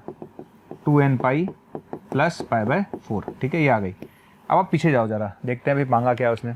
ओके, आपका आंसर आ गया 2nπ + π/4, सी आंसर है। कितना आंसर होगा? सी। ओके, चलिए अब हम चलते हैं। ओके, नेक्स्ट हमारे पास आता है टाइप नंबर 6, है ना। ऑक्सिलरी आर्गुमेंट वाला जो पार्ट था उस पर हम क्वेश्चन अभी लेंगे, और है ना, बीच में क्वेश्चन अभी आएंगे। उसके आगे बढ़ते हैं। नेक्स्ट आता है trigonometry equation of the form sin x ± cos x लिखा हुआ है, ठीक है, और यहाँ लिखा हुआ है sin x cos x लिखा होगा ना। इस तरह की जब फॉर्म आती है ना, जब भी इस तरह की फॉर्म आ जाए तो हमें करना क्या है, इसको हम यूज़ कर सकते हैं sin x ± cos x को t मानकर। अभी आपको समझ में आ जाएगा, बहुत छोटे से एग्जाम्पल से मैं समझा देता हूँ, ठीक है। जब भी मेरे पास इस टाइप की फॉर्म आए, है ना, इस तरह से दे रखा हो, तो हम क्या करेंगे, हम sin x ± cos x को t मान लेंगे। कैसे? देखिए, छोटा सा एग्जाम्पल लेके समझते हैं। जैसे ये क्वेश्चन लिखा हुआ है आपके सामने, लिखा हुआ है ना। अब इस क्वेश्चन में लिखा हुआ बेटा sin x + cos x = 1 + sin x cos x। sin x + cos x = क्या लिखा हुआ है? 1 + sin x cos x। अब हम क्या करेंगे? तो बहुत आसान सा काम है। देखो, सबसे पहली बात, मैंने sin x + cos x को t माना, बिल्कुल मान लिया सर, मान लिया। अब आपने स्क्वायरिंग कर दी इसकी, क्या कर दिया? स्क्वायरिंग, ठीक है। जब स्क्वायरिंग करेंगे तो इसका स्क्वायर आएगा 1 + 2sc बराबर आएगा t²। क्या आएगा? t²। तो यहाँ से बेटा sc की जो वैल्यू आ गई वो आ गई t² - 1/2। यही तो लिखवाया हमने कि जब भी मेरे पास इस तरह की फॉर्म दे रखी हो जिसमें ये भी आ रहा हो और ये भी आ रहा हो, तो ऐसे क्वेश्चंस को सॉल्व करने के लिए हमें क्या करना है? sin x + cos x को t मानना है। तो हमने मान लिया sin x + cos x को t मान लिया। इसको t मानेंगे तो क्या होगा भैया? इसको t मान लिया तो क्वेश्चन क्या बन गया? इसका स्क्वायर कर दिया हमने दोनों तरफ, इसका स्क्वायर किया तो ये आ जाएगा, राइट, आ गया। आप देखो आगे क्या करते हैं, छोटा सा काम कर लेते हैं, क्वेश्चन खत्म हो चुका है ऑलमोस्ट। देखिए क्या, इसको हमने t माना था, इसकी जगह t लिखेंगे। इसको हमने t माना था, इसकी जगह t लिखेंगे। बराबर में आइए 1 + sin x cos x की जगह क्या लिखेंगे? t² - 1/2। क्लियर? तो ये आएगा 2t बराबर में क्या आएगा? t² + 1। सही है, बिल्कुल सही आ रहा है। फिर t² + 1/2 तो 2t आ गया। तो यहाँ से t² - 2t + 1 = 0। तो यहाँ से t - 1 का होल स्क्वायर बराबर 0। तो t की वैल्यू आ गई 1। आ गई t की वैल्यू 1, ठीक है। अच्छा, t की वैल्यू 1 आते ही अब क्या करें? आगे बढ़ जाते हैं भाई, ठीक है ना। t किसको माना था हमने? t माना था हमने s + c को। t किसको माना था हमने बेटा? s + c को, ठीक है ना। तो t की वैल्यू 1 आ गई। t की वैल्यू 1 आते ही मेरे पास क्या आ गया बेटा? s + c = 1। अब यानी ये क्वेश्चन बन गया ऑक्सिलरी आर्गुमेंट का। वापस किसका बन गया क्वेश्चन? अब ये ऑक्सिलरी आर्गुमेंट का क्वेश्चन बन गया। और अब इसको करने के लिए वापस मुझे वही करना है। क्या करना है? इसको √2 से डिवाइड करेंगे। किससे? √2 से, ठीक है। तो इसको आपने √2 से डिवाइड कर दीजिए, यहाँ पर भी इसको आपने √2 से डिवाइड कर दीजिए, और यहाँ पर भी आपने इसको √2 से डिवाइड कर दिया। और बेटा हम कॉस में बनाते हैं, तो ये cos π/4 है। क्या है ये cos π/4 है, ठीक है। ये क्या है बेटा? ये है sin π/4 है, ठीक है बेटा। तो cos π/4 है और sin π/4 है। तो cos a cos b + sin a sin b, cos a cos b + sin a sin b, यानी cos a - b बराबर में cos π/4। श्योर, ठीक है। मैं आपको सही बताऊँ ना, इस क्वेश्चन का मेन पार्ट तो निकल चुका है। जो मेन पार्ट था वो शुरुआत का था जो हमने देखा, उसके बाद एक नॉर्मल रेंज का क्वेश्चन है भाई, √2 से डिवाइड कर दीजिए, √2 से डिवाइड कर दीजिए, √2 से डिवाइड कर दीजिए, खत्म। तो ये बन गया, इसको cos π/4 बोल दिया, इसको sin π/4 बोल दिया, तो ये बन जाएगा, खत्म। इसके आगे कर लेंगे, कैसे करेंगे भाई, इसको लिख सकते हैं x minus π/4 equals to 2n pi plus minus π/4। Sure, ठीक है। यहाँ पर थोड़ा सा गड़बड़ हो गया है, सही कर देता हूँ उसको, ठीक, प्लस π/4, ठीक है। तो यहाँ से x की वैल्यू आप निकाल लीजिएगा, 2n pi plus minus π/4 plus π/4, ये आपका आंसर है, ठीक है ना, ये आपका आंसर है। तो आप इसको चले जाइए, सॉल्व कर लीजिएगा, जो भी आपको आंसर दिख रहा है। जैसे मैं अगर आपको बताऊं, अगर इसमें माइनस साइन लूँगा, क्या लूँगा, माइनस साइन लूँगा, ठीक है। तो माइनस साइन लेने पर आंसर क्या आएगा, माइनस साइन लेने पर 2n पाई आएगा, और प्लस साइन लूँगा तो 2n पाई प्लस π/2 होगा। क्लियर। तो आप ऑप्शंस के हिसाब से मैच कर लीजिए, मेरे को लगता है आपको दिख गया होगा आंसर, ठीक है। तो आप आंसर निकाल सकते हैं। चलिए, तो ये हमारे पास कुछ क्वेश्चंस थे, है ना। तो टाइप 7 पे चल रहे हैं हम, टाइप 6 देख चुके हैं हम तक। पहला जो मेथड था हमारा था फैक्टराइजेशन, दूसरा था भाई हमने स्क्वायर क्वाड्रेटिक बना के स्क्वायर बना के, फिर हमारा तीसरा मेथड था कि सम को प्रोडक्ट में बदलना, चौथा मेथड था प्रोडक्ट को सम में बदलना, पांचवा मेथड था ऑक्सिलरी आर्गुमेंट वाला, छठा मेथड था कि sin x plus cos x को t मानना, और सातवां आता है boundary conditions. It's very important भैया, लिख लो, इट्स वेरी इंपॉर्टेंट, बहुत ज़्यादा इंपॉर्टेंट। इट्स इंपॉर्टेंट नहीं, it's very important, it's very important. Boundary condition सबसे इंपॉर्टेंट पार्ट है। जेई में अगर आप देखें, चाहे जेई मेंस में देखें, boundary condition and auxiliary argument trigonometry equation के सबसे इंपॉर्टेंट 2 पार्ट हैं, ध्यान रखें आप लोग, ठीक है। सबसे इंपॉर्टेंट पार्ट है। अब देखिए करेंगे कैसे। बाउंड्री कंडीशंस होती क्या है, मैं आपको समझाता हूँ, छोटा सा एग्जांपल देके बाउंड्री कंडीशन का क्या मतलब होता है। बाउंड्री कंडीशन का मतलब है, जैसे मेरे पास यहाँ लिखा है sin x plus cos x equals to 2, एक छोटा सा एग्जाम्पल आ गया sin x plus cos x equals to 2 आ गया, है ना, आ गया sin x plus cos x equals to 2। अब बाउंड्री का मतलब है क्या ये कभी मिल पाएंगे, है ना, कभी मिल पाएंगे, कभी कभी होता है। जैसे मान लेते हैं कोई एग्जांपल अपन ऐसा लिया, इसकी जगह कोई और एग्जांपल लेते हैं, कोई और ऐसा एग्जांपल लेते हैं। जैसे मान लेते हैं मैंने ले लिया इधर x² प्लस 1, है ना, इधर ले लिया, ठीक है। और इधर मैं ले लेता हूँ, ऐसा करता हूँ, यहाँ पर मैं ले लेता हूँ x प्लस 1 का स्क्वायर। चलिए, x² प्लस 2x प्लस कुछ और ले लेते हैं, 1 का स्क्वायर ले लिया, ठीक है। अच्छा, और बराबर में क्या ले लेते हैं, बराबर में ले लेते हैं बराबर में कुछ ऐसा एग्जांपल सोचो जो अपन ने ले लिया -√x। ये मैंने एक एग्जांपल ले लिया, ठीक है, इधर ये एग्जांपल ले लिया। अब ये जैसे ये चीज़ हो गई ना, x प्लस 1 का स्क्वायर हो गया, और ये बराबर में माइनस का √x हो गया, है ना, ये आ गया, ठीक है। ये टर्म हमेशा पॉजिटिव है और ये टर्म हमेशा नेगेटिव है, तो क्या ये कभी मिल पाएंगे, नहीं मिल पाएंगे। तो बेसिकली बाउंड्री कंडीशंस में आपको ये देखना होता है कि कहाँ जाकर वो मिल पाएंगे, किसी ना किसी बाउंड्री पर मिल रहे होंगे। वो अभी एग्जांपल देखेंगे हम बहुत सारे, बाउंड्री पर जाकर मिल रहे होंगे, मैं आपको समझाऊंगा कैसे, है ना। देखिएगा अभी, जैसे ये क्वेश्चन है, बहुत अच्छा क्वेश्चन है, हमने डायरेक्ट ही बहुत अच्छा क्वेश्चन लिया है इसमें। देखो कैसे करेंगे, आपने इसको मल्टीप्लाई करा तो क्या बना, ये तो ये बनेगा बेटा sin x cos x/4, ठीक है। अच्छा, इधर आ जाइए, कि sin x cos x/4 बना, माइनस का 2 sin² x बना, बहुत ही अच्छी बात है। ये माइनस का 2 sin² x हो गया, और देखिए, अच्छा इधर आएंगे तो प्लस cos x आएगा, ये भी बहुत अच्छी बात है। और देखिए, और क्या आएगा, और आएगा sin x/4 cos x, sin x/4 cos x, और ये कितना आएगा, ये माइनस का 2 cos² x आएगा, और बराबर में 0 आएगा। आ गया, सिंपल, कोई दिक्कत नहीं है। आपने मल्टीप्लाई करा, यू कैन सिंपली, कुछ करना नहीं, कोई रॉकेट साइंस नहीं, ठीक है। अच्छा, sin a cos b plus cos a sin b, ठीक है।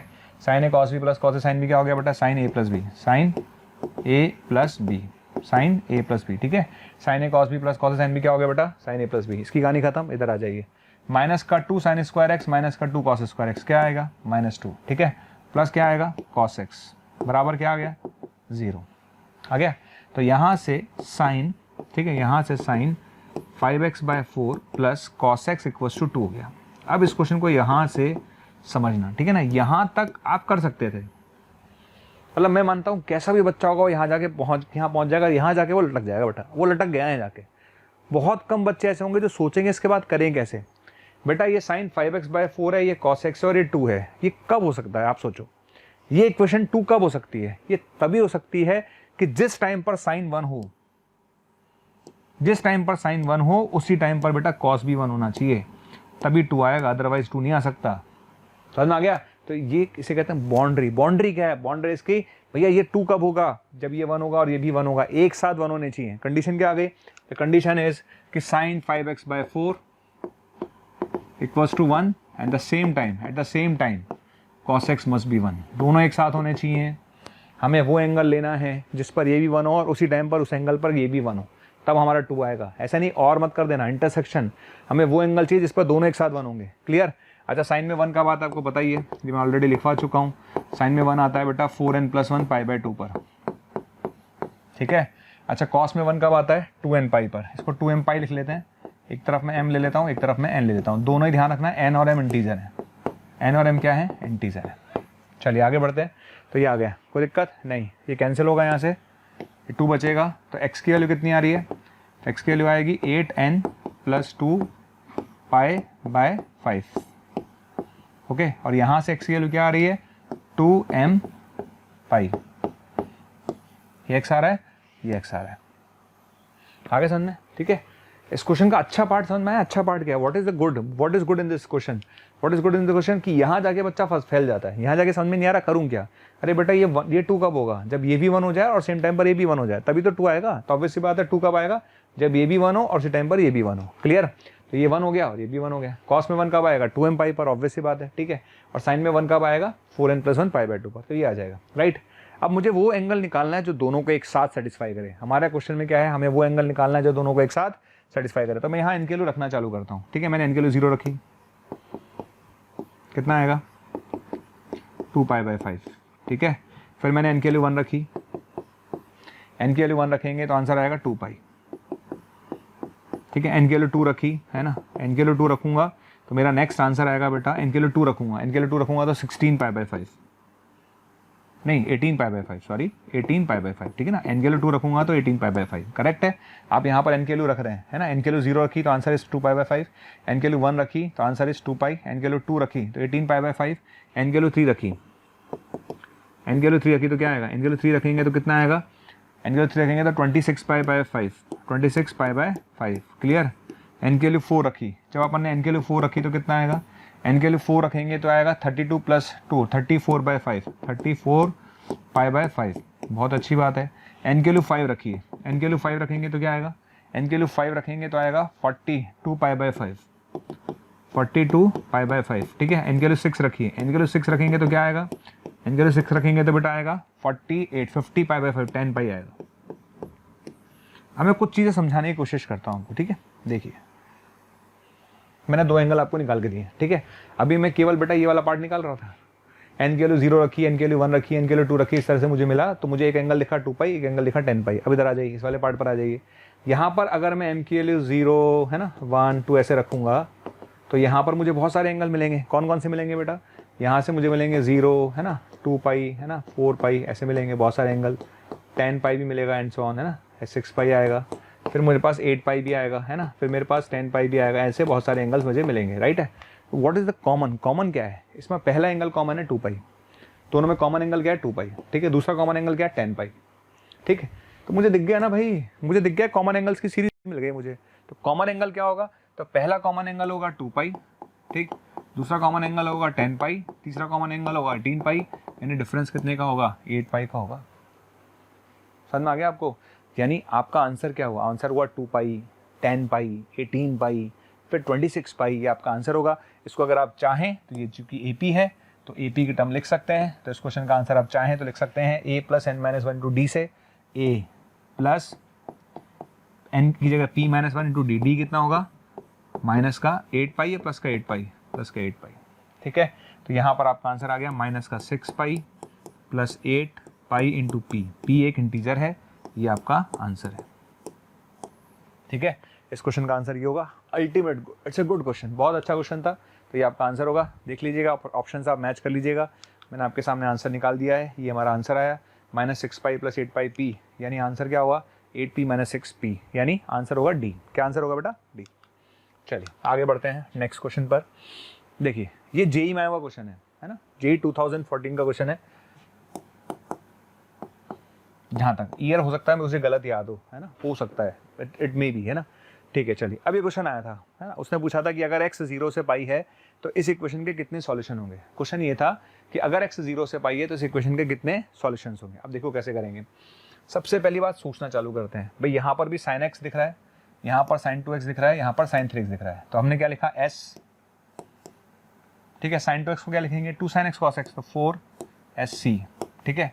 sin 3x को क्या लिखेंगे 3s माइनस 4s³ बराबर 3। आ गया। पूरे में से साइन कॉमन लेके उड़ा दो, पूरे में से साइन कॉमन लेके उड़ा दो, पूरे में से साइन कॉमन लेके उड़ा दो और उड़ा के अपॉन में ले जाओ। उड़ाने का मतलब अपॉन में ले जाओ, उड़ाने का मतलब ये नहीं है कि उड़ा ही दो, उड़ाने का मतलब अपॉन में ले जाओ, ठीक है। अब यहाँ तक आ गए, है ना, ठीक है। अब मुझे करना क्या है भाई, इधर मुझे दिख रहा है कॉस आ रहा है ना, और ये साइन स्क्वायर आ रहा है, तो कोई मतलब ही नहीं है भाई। इधर कॉस है तो साइन स्क्वायर आ रहा है तो कोई मतलब नहीं है। तो मैंने क्या लिखा 4 cos स्क्वायर एक्स तो है ही, माइनस का 2 तो है ही, प्लस 4 cos स्क्वायर को क्या लिखेंगे 1 माइनस साइन स्क्वायर बराबर 3/s, ठीक है, ऐसे लिख देंगे। तो क्या आएगा बेटा, माइनस का 4c स्क्वायर आएगा, प्लस का 4c आएगा, प्लस का 2 आएगा और बराबर में 3/s आएगा, है ना। हम उसी तरीके से चल रहे हैं जैसे कि नॉर्मल बच्चा चलता है। कोई भी स्टूडेंट अगर इस क्वेश्चन को पहली बार करेगा तो वो यही करेगा जो मैं बता रहा हूँ आपको। sin 2x को लिखेगा, है ना, 2 sin x cos x, sin 3x को लिखेगा जो आपके सामने है, साइन कॉमन लेके अपॉन में ले जाएगा, है ना, इस तरह से कन्वर्ट कर लेगा। श्योर। चलिए अब यहाँ पर देखते हैं कि क्या ये क्वेश्चन वैलिड है, क्या ये क्वेश्चन वैलिड होगी, क्या कोई ऐसा एंगल होगा जो उसको सेटिस्फाई करेगा, देख लेते हैं भाई। तो 3/sin x ये वाला पोर्शन है 3/sin x, तो मैं राइट हैंड साइड पर जाता हूँ, मैं राइट हैंड साइड पर जाता हूँ। राइट हैंड साइड है मेरी 3/sin x, okay okay. x हमारा 0 से पाई है, ओके। देखो 0 से पाई में sin x की वैल्यू एक जगह पर 1 आएगी, बाकी सब जगह वैल्यू पॉइंट्स में आएगी। तो चूंकि नीचे वाली जो टर्म है, नीचे वाली जो टर्म है या तो पॉइंट्स में आएगी या 1 आएगी, तो ओवरऑल रेशियो या तो 3 आएगा या 3 से बड़ा आएगा, ठीक है। तो इस इंटरवल के अंदर, इस इंटरवल के अंदर राइट हैंड साइड की जो वैल्यू है that is always greater than equals to 3, ये श्योर है, ये मैं पक्का कह सकता हूँ विश्वास से, कॉन्फिडेंट हूँ मैं कि right hand side is always greater than equals to 3, ठीक है। Right hand side is always greater than equals to 3, ओके। Right hand side is always greater than equals to 3। अब लेफ्ट हैंड साइड पर आ जाइए। लेफ्ट हैंड साइड हम देख लेते हैं, what is our left hand side, है ना। लेफ्ट हैंड साइड इज, देखते हैं हम इसको क्या लिखेंगे। तो लेफ्ट हैंड साइड पर आइए। लेफ्ट हैंड साइड थी मेरी -4c square plus 4c plus 2, है ना, इसमें से -4 कॉमन लिया मैंने, तो c square minus c minus half, sure. इसको लिख सकते हैं परफेक्ट स्क्वायर बनाकर, क्या लिख सकते हैं इसको c माइनस हाफ का होल स्क्वायर और -3/4। इसको अंदर ले जाइए -4 को, तो ये बन जाएगा 3 -4c माइनस हाफ का होल स्क्वायर। ये लेफ्ट हैंड साइड है हमारी, this is our left hand side. समझ में आ गया, ये लेफ्ट हैंड साइड है पक्का। अच्छा अब आप सोचो, सोच के देखो, अगर मैं आपसे पूछूं इस एक्सप्रेशन की मैक्सिमम वैल्यू क्या हो सकती है, तो इस एक्सप्रेशन की मैक्सिमम वैल्यू तब होगी ना भाई जब ये 0 हो जाएगा। अगर इसकी वैल्यू कुछ भी आएगी तो 3 में से कम ही होगा, ठीक है। तो इस एक्सप्रेशन की मैक्सिमम वैल्यू क्या होगी, इस एक्सप्रेशन की मैक्सिमम वैल्यू 3 होगी। कब होगी, when cos x equals to half. क्या समझ में आया, लेफ्ट हैंड साइड कहता है कि मैं तो 3 या 3 से छोटा हूं, मेरी मैक्सिमम वैल्यू 3 है भाई। तो लेफ्ट हैंड साइड क्या कहता है, लेफ्ट हैंड साइड कहता है कि मैं always less than equals to 3 हूं, मैं always less than equals to 3 हूं, ठीक है। लेफ्ट हैंड साइड कहती है कि मैं always less than equals to 3 हूं, और राइट हैंड साइड क्या कहती है, राइट हैंड साइड कहती है कि always greater than equals to 3 हूं। तो बताइए दोनों में पॉसिबिलिटी क्या है, उन दोनों में एक ही पॉसिबिलिटी है कि दोनों एक टाइम पर 3 हो जाएं। जिस टाइम पर दोनों एक साथ 3 होंगे वही आंसर होगा। तो पॉसिबिलिटी क्या है कि लेफ्ट हैंड साइड भी 3 होनी चाहिए और राइट हैंड साइड भी 3 होनी चाहिए। तो लेफ्ट हैंड साइड 3 कब होगी, लेफ्ट हैंड साइड 3 कब होगी, जब cos x हाफ के इक्वल होगा, ठीक है। तो ये 3 कब होगा, when cos x equals to half हो जाए। समझ में आ गया, लेफ्ट हैंड साइड 3 कब होगी भैया, जब cos x equals to half हो जाए। और उसी टाइम पर राइट हैंड साइड 3 कब होगी, राइट हैंड साइड 3 तब होगी जब sin x 1 हो जाए। ये 3 तभी होगा जब sin x 1 हो जाए, ठीक है। तो ये cos x हाफ होना चाहिए, उसी टाइम पर sin x 1 होना चाहिए। और मैथ्स में ऐसा कोई एंगल नहीं है जिस पर cos x हाफ हो और उसी टाइम पर sin x 1 हो जाए, ऐसा कोई एंगल मैथ्स में नहीं है, ध्यान रखना।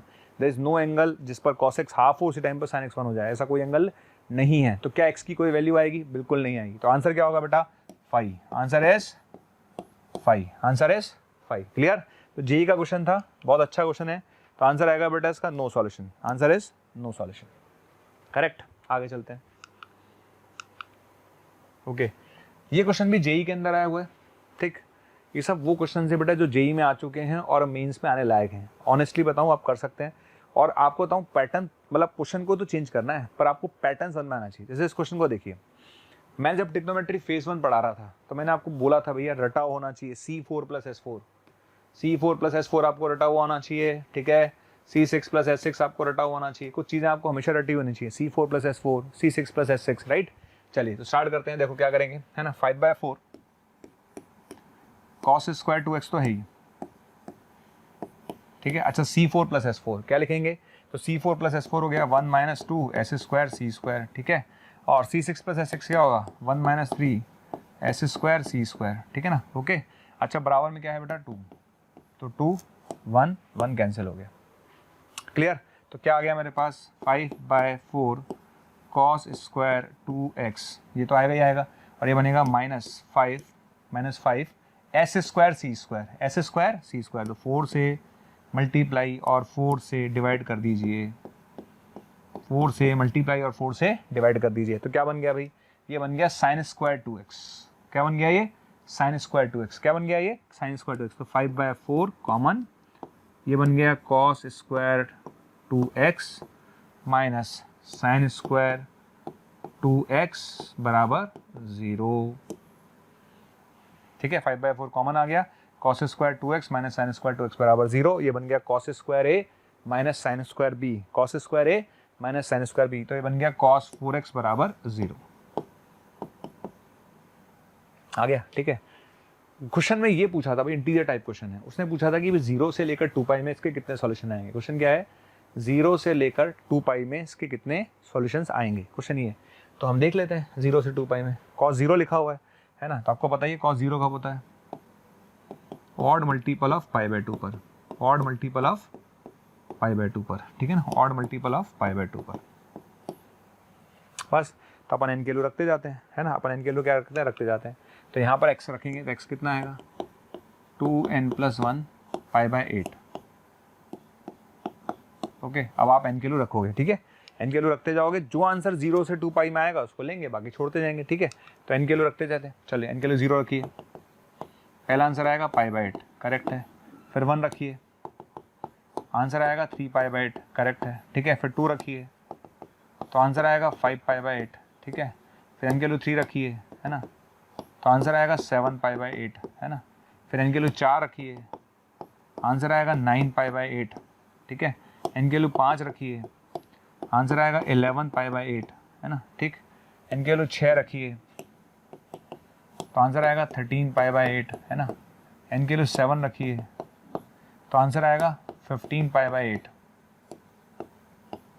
है ना। n के वैल्यू 8 रखिए, n के वैल्यू 8 रखेंगे तो आंसर आएगा 17 π/8 विच इज ग्रेटर देन 2 पाई। ये ले नहीं सकता मैं भैया, केवल मुझे वो आंसर चाहिए जो 0 से 2 पाई में है। तो 0 से 2 पाई में आंसर काउंट करिए आप कितने आ रहे हैं, तो 1 2 3 4 5 6 7 8, कितने सॉल्यूशंस आएंगे 8।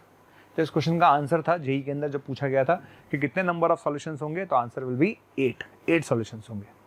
हम नेक्स्ट क्वेश्चन पे चलते हैं। देखिए नेक्स्ट क्वेश्चन क्या है हमारे पास, नेक्स्ट क्वेश्चन लिखा हुआ है cos 2x + α sin x = 2α - 7, right. अब इस क्वेश्चन के अंदर मतलब क्या है भाई, देखो मुझे दिख रहा है ना sin x आ रहा है यार, दिख रहा है sin x आ रहा है, तो मुझे साइन में खेलना है। तो मैंने क्या किया, सबसे पहले cos 2x को लिख लिया, मैंने cos 2x को लिख लिया बेटा 1 - 2 sin स्क्वायर x प्लस, ठीक है, अल्फा sin x = कितना आएगा 2α - 7, ओके। सबको उधर ले गए, जब सबको उधर ले गए तो क्या आएगा 2 sin स्क्वायर x आएगा, ओके। अच्छा उधर क्या आएगा अल्फा sin x आएगा, बिल्कुल ठीक है, और माइनस आएगा, तो यहाँ पर माइनस आएगा, सबको उधर ले जा रहा हूँ मैं, एक तरफ ले जा रहा हूँ एक्सप्रेशन को, तो 2 sin स्क्वायर अल्फा हो गया, ठीक है, sin स्क्वायर x हो गया, माइनस अल्फा sin x हो गया, प्लस 2 अल्फा हो गया, है ना, और माइनस का 8 बराबर 0 हो गया, ठीक। तो क्या ये क्वाड्रेटिक इक्वेशन है साइन के अंदर, बिल्कुल है। जब साइन में क्वाड्रेटिक इक्वेशन है तो हम शीधराचार्य फॉर्मूला लगाते हैं, क्या लगाते हैं शीधराचार्य। तो यहाँ पर हम लिख सकते हैं sin x = alpha plus minus, ठीक है, लिख सकते हैं alpha square -8 × 2 alpha - 8 divide by कितना आएगा 8 4 आ गया। तो यहाँ से sin x की वैल्यू आएगी अल्फा प्लस माइनस कितना आएगा, ये अल्फा स्क्वायर आएगा माइनस का 16 अल्फा प्लस 64 डिवाइड बाय कितना आएगा, डिवाइड बाय आएगा 4, क्लियर। तो यहाँ से sin x की वैल्यू आएगी अल्फा प्लस माइनस अल्फा -8 का होल स्क्वायर, अल्फा -8 का होल स्क्वायर, तो ऑलरेडी प्लस माइनस लगा हुआ है, कोई मतलब ही नहीं था, मॉड वर्ड का कोई चक्कर नहीं, अल्फा -8 का होल स्क्वायर, बाहर अल्फा -8 आएगा डिवाइड बाय 4, ठीक है। अगर मैं प्लस साइन लेता हूँ क्या लेता हूँ, प्लस साइन, ठीक है। अगर मैं प्लस साइन लेता हूँ तो साइन एक्स की जो वैल्यू आएगी वो आएगी 2 अल्फा माइनस 8/4। एक बार चेक कर लेते हैं, ठीक है। अगर प्लस साइन लेता हूँ तो साइन एक्स की वैल्यू आएगी 2 अल्फा माइनस 8/4, यानी एस बराबर क्या आएगा बेटा, अल्फा माइनस 4/2, ठीक है। और अगर मैं माइनस साइन लेता हूँ, कौन सा साइन लेता हूँ बेटा, माइनस साइन। अगर मैं माइनस साइन लेता हूँ तो वैल्यू कितनी आएगी, साइन एक्स की वैल्यू आएगी बेटा अल्फा माइनस अल्फा प्लस 8/4, जो कि 2 के बराबर है। पॉसिबल नहीं है, पॉसिबल नहीं है, सीधी सी बात है, पॉसिबल नहीं है। तो केवल ये पॉसिबल है, ये पॉसिबल नहीं है, क्लियर है। और ये आने के बाद आप मुझे बता दीजिए साइन एक्स किसके बराबर हो, साइन एक्स की वैल्यू कहाँ से कहाँ तक होती है, -1 से 1। तो चूंकि साइन एक्स की वैल्यू -1 से 1 होती है तो इस एक्सप्रेशन को लिख सकते हैं -1 से लेकर 1 तक। तो आंसर आएगा 2 से लेकर 6 तक, आंसर आएगा 2 से लेकर 6 तक, ठीक है। तो अल्फा की वैल्यू कहाँ से कहाँ तक आएगी बेटा, आंसर 2 से लेकर 6 तक। तो उसने पूछा था कि एस क्या है बेटा, set of all values of alpha, और अल्फा की वैल्यू कहाँ से कहाँ तक आई, 2 से 6। तो आंसर क्या आएगा, 2 से 6, आंसर क्या आएगा, 2 से 6। ओके, नेक्स्ट क्वेश्चन और चलते हैं, ठीक है। देखिए इस क्वेश्चन की और बात कर लेते हैं। ऑलमोस्ट ये वाला पार्ट, ट्रिग्नोमेट्री इक्वेशन वाला पार्ट हमारा खत्म हो जाएगा इसके बाद, है ना। यस, उसके बाद हम एसओटी की तरफ चलेंगे, और एसओटी में हम कुछ बेसिक पार्ट ही देखेंगे, क्योंकि मैं आपको समझा चुका हूँ एसओटी में बहुत ज़्यादा डिटेल में हमें नहीं जाना है, राइट। चलिए देखिए इस क्वेश्चन पे चलते हैं। अब ये क्वेश्चन आपके पास है, क्वेश्चन लिखा हुआ है 1 + sin की power 4x = cos square 3x। यही है ना क्वेश्चन, क्या लिखा हुआ है, 1 + sin की power 4x = cos square 3x। ये क्वेश्चन मेरे पास लिखा हुआ है। अब मुझे स्टार्ट करना है, शो करना है, तो कैसे करेंगे, देखो सबसे पहली बात देखना है क्या अब ये पॉसिबल भी है। यस, देखो अब मैं साइन की पावर 4 की वैल्यू जानता हूँ 0 से 1 होती है, मैं कॉस स्क्वायर की वैल्यू जानता हूँ 0 से 1 होती है, ठीक है। तो भैया ये तो हो गया 1 से 2 हो गया ना, इधर वाला किधर हो गया, इधर आ गया 0 से 1। तो आप बताओ ये वैलिड कब होगा, ये वैलिड कब होगा। ये कह रहा है मैं 1 से 2 हूँ, ये कह रहा है कि मैं 0 से 1 हूँ, तो वैलिड कब होगा, वैलिड तब होगा जिस टाइम पर ये 1 होगा उसी टाइम पर इसको 1 होना चाहिए। दैट्स ऑल, सीधा सीधा फंडा है। बाउंड्री कंडीशन का मतलब यही होता है, बाउंड्री कंडीशन का मतलब होता है कि भैया जिस टाइम पर तुम 1 हो रहे हो ना, उस टाइम पर तुम्हें 1 होना पड़ेगा। कहने का मतलब है जिस टाइम पर ये टर्म 1 होगी उस टाइम पर इसको 0 होना पड़ेगा, तभी तो ये 1 बनेगा, क्लियर। तो जिस टाइम पर ये 1 होगा उस टाइम पर साइन की पावर 4 क्या होना चाहिए, 0। दैट मीन्स ये वैलिड कब होगा, जब साइन की पावर 4x 0 होगा, उसी टाइम पर कॉस स्क्वायर 3x 1 होना चाहिए। ओके, खत्म। तब आप एंगल ढूंढ लो, ऐसा कोई एंगल है क्या जिस पर एक साथ दोनों 0 होंगे। तो मैं आपको बता देता हूँ कहाँ पर होंगे। देखिए ये 0 कब होगा, ऑब्वियस ये बात है ना, 0 होगा 0, पाई, 2 पाई, है ना, 3 पाई, है ना, और माइनस पाई, -2 पाई, है ना। बस आपको वो एंगल लिखना है जो इस इंटरवल में आ रहे हैं, है ना, आपको केवल वो एंगल लेना है जो इस इंटरवल में आ रहे हैं। तो इस इंटरवल में 0 आ रहा होगा, डेफिनेटली पाई आ रहा होगा, 2 पाई आ रहा होगा, 3 पाई तो नहीं आ रहा होगा टाओ से, माइनस पाई आ रहा होगा, -2 पाई आ रहा होगा, ठीक है। इसकी वैल्यू तो यही आएगी। अब ये एंगल क्या इसको सेटिस्फाई करते हैं वो आप देख लो, क्या ये एंगल इसको सेटिस्फाई करते हैं, देख लेते हैं, क्या दिक्कत है भाई। cos 0 1 है, करेक्ट। पाई 3 पाई होगा -1, लेकिन स्क्वायर है तो +1 ही आएगा। 2 पाई +1 ही आएगा। माइनस पाई -1 आता, लेकिन स्क्वायर है तो +1 ही आएगा। तो 5 ही आंसर आएंगे ना। कितने सॉल्यूशंस आएंगे, 5, ठीक है ना। आंसर इज 5, आंसर इज 5, ठीक है। तो नंबर ऑफ सॉल्यूशंस इज 5। प्यारे बच्चों, साथ ही जिन बच्चों को अगर लग रहा है कि वो ऑफलाइन आना कर कोटा में स्टडी करना चाहते हैं, उनके लिए हम एक बहुत ही प्यारा कोर्स लेकर के आ रहे हैं जिसका नाम है रैपिड कोर्स। इसके थ्रू हम बेसिकली टारगेट करेंगे जेई मेंस में वाले कोर्स का। उसका भी लिंक हम डिस्क्रिप्शन पे दे रहे हैं, आप उस पर जाकर के क्लिक करके उसमें रजिस्ट्रेशन करा लें, क्योंकि आपको पता है ऑफलाइन कोर्स है, बहुत लिमिटेड सीट के साथ हम शुरू कर पाएंगे ड्यू टू जैसा कि गाइडलाइंस हमें मिली हुई है उसके अकॉर्डिंग। तो फटाफट इसमें भी आप रजिस्ट्रेशन करा लें, ठीक है। अब हम चलते हैं एसओटी वाले पार्ट पर। चलिए हम चलते हैं नेक्स्ट क्वेश्चन की तरफ। देखिए ये एसओटी का पार्ट है। देखिए angle A plus angle B किसके इक्वल है बेटा, 120 के, है ना। Angle A plus angle B किसके इक्वल है, 120 के। ओके, अब देखिए कैसे करेंगे। अच्छा, यहाँ पर आपको दिख रहा है ए, यहाँ पर दिख रहा है बी, है ना। तो अब सोचो ऐसा कौन सा फॉर्मूला है जिसमें angle A angle B relate हो, है ना, और ए स्मॉल बी रिलेट हो, है ना। तो आपको याद होगा एक फॉर्मूला होता है tangent rule, Napier's analogy, tan a minus B by 2 equals to a minus B upon a plus B cot C by 2, ठीक। तो अगर आप फॉर्मूला पढ़ के जाओगे तुरंत क्लिक करेगा आपको, तुरंत tan a minus B by 2 equals to a minus B upon a plus B cot C by 2। मैं लिख देता हूँ, तो यहाँ से tan a minus B by 2 equals to a minus B, है ना, इसमें से इसको सब्ट्रैक्ट करो, a माइनस बी, तो 2 आएगा। ए प्लस बी, इन दोनों को ऐड करो, 2√3 आएगा, ठीक है, समझ में आ गया। तो इसमें से इसको सब्ट्रैक्ट किया 2 आया, इसमें से इसको ऐड किया तो 2√3 आया, और कॉट C/2। अब आप सोचो ट्राइंगल के अगर दो एंगल्स का सम 120 है तो तीसरा एंगल 60 डिग्री होगा, फिर ट्राइंगल के तीनों एंगल्स का सम 180 होता है, तो चूंकि दो एंगल्स का सम 120 है तो तीसरा एंगल क्या होगा, 60 डिग्री होगा, तो यहाँ आएगा 60/2 30 डिग्री, 60/2 30 डिग्री आ गया। अच्छा 2 से 2 कैंसिल हो गया, श्योर, ठीक है। कॉट 30 क्या होता है, √3, क्या होता है √3, तो ये 1 आ गया। कॉट 30 क्या होता है, √3, तो ये 1 आ गया, क्लियर। तो यहाँ से tan A - B/2 = 1 आ चुका है, और tan में 1 आता है बेटा 45 डिग्री पर, tan में 1 कब आता है, 45 डिग्री पर, ठीक है। तो एंगल A - B = आया 90 डिग्री, और एंगल A + B आया 120 डिग्री, श्योर। तो इसको सॉल्व कर लीजिए, आंसर आ जाएगा, दोनों को ऐड करेंगे तो एंगल A की वैल्यू आएगी 105, ओके, और एंगल B की वैल्यू कितनी आएगी बेटा 15 डिग्री। ये आपका आंसर है।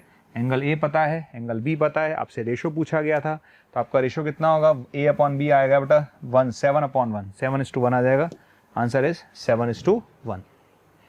नेक्स्ट क्वेश्चन पर आइए, नेक्स्ट इस क्वेश्चन पर आ जाइए।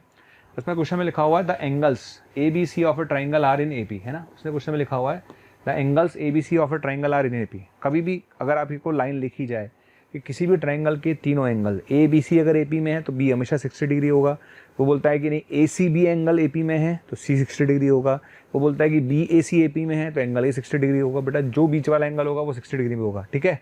तो अगर कभी भी बोला जाए ना कि ट्राइंगल के तीनों एंगल AP में है तो आपको बिना पेन चलाए डायरेक्ट बोल देना है कि जो बीच वाला एंगल होगा वो 60 डिग्री होगा। बहुत आराम से हम कैलकुलेट कर सकते हैं भाई, ट्राइंगल के तीनों एंगल्स का सम कितना होता है 180, ठीक है, ट्राइंगल के तीनों एंगल्स का सम कितना होता है 180। आप बोल रहे हो ABC AP में है तो 2B किसके बराबर होगा, A + C के, तो आप बताओ A + C को हटाकर क्या लिखेंगे 2B, तो ये बनेगा 3B = 180, है ना, तो B कितना आएगा 60 डिग्री,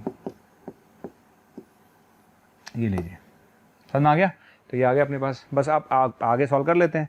तो B की वैल्यू आ चुकी है, आगे B की वैल्यू, अब आपने मुझे A/B दे रखा है, क्या दे रखा है आपने A/B, तो मैंने लिख लिया A/B = दे रखा है आपने 1/√3, ओके। और साइन लॉ क्या कहता है, साइन लॉ कहता है बेटा A/sin A = होता है B/sin B, ठीक है ना, A/sin A = होता है B/sin B, ये ध्यान रखना, A/sin A = होता है B/sin B, तो A/B क्या होगा, तो A/B होगा sin A/sin B, sin A/sin B, समझ में आ गया, ये आ जाएगा A/B, क्लियर है, sin A/sin B। अच्छा एंगल B 60 डिग्री है तो हमने A एंगल निकाल लिया, तो sin A बराबर आ गया 1/√3 sin 60 कितना होगा √3/2, ठीक है ना, ये कैंसिल हो गया, तो बेटा ये आ गया 1/2 आ गया। और sin A अगर 1/2 है तो एंगल A कितना आ गया बेटा, एंगल A आ गया 30 डिग्री, एंगल A कितना आ गया 30 डिग्री, क्लियर। तो यहाँ से मुझे पता चल गया कि मेरा ट्राइंगल राइट एंगल है, क्योंकि एंगल A 30 डिग्री है, एंगल B 60 डिग्री है, तो एंगल C कितना होगा बेटा 90 डिग्री, क्लियर। तो क्या हम अपना ट्राइंगल बना लें, बहुत आराम से बना सकते हैं, ठीक है। ये C है, ये A ले लेते हैं, ये B ले लेते हैं, ठीक है। तो बेटा ये एंगल जो है 30 डिग्री है, ओके, ये एंगल 60 डिग्री है, और ये एंगल 90 डिग्री है, जैसा आपको पता है, श्योर, ठीक है। अच्छा आगे बढ़ते हैं। अच्छा B के सामने वाला क्या होगा, B होगा डेफिनेटली, C के सामने वाला C होगा, A के सामने वाला A होगा। तो आप यहाँ से एक बात तो बोल सकते हो कि A² + B² किसके इक्वल होगा, C² के होगा। अब आप चाहते क्या अल्टीमेटली, इस क्वेश्चन में करना क्या है, आपको इस ट्राइंगल का एरिया चाहिए, क्या चाहिए, इस ट्राइंगल का एरिया चाहिए। तो चूंकि ये राइट एंगल ट्राइंगल है तो इस ट्राइंगल का एरिया होगा हाफ AB, क्या होगा, इस ट्राइंगल का एरिया होगा हाफ AB, क्लियर। तो अगर इस ट्राइंगल का एरिया मैं लिखवाऊंगा तो क्या लिखूंगा बेटा, इस ट्राइंगल का एरिया होगा हाफ AB। अच्छा इधर आ जाइए, पीछे चलते हैं।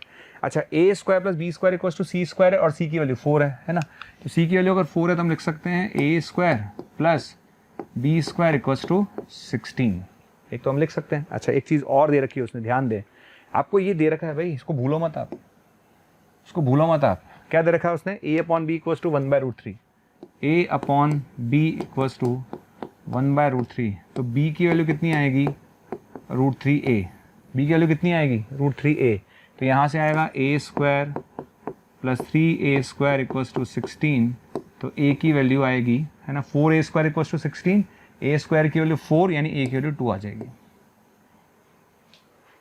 आ गई, बस a आ गया तो b आ गया।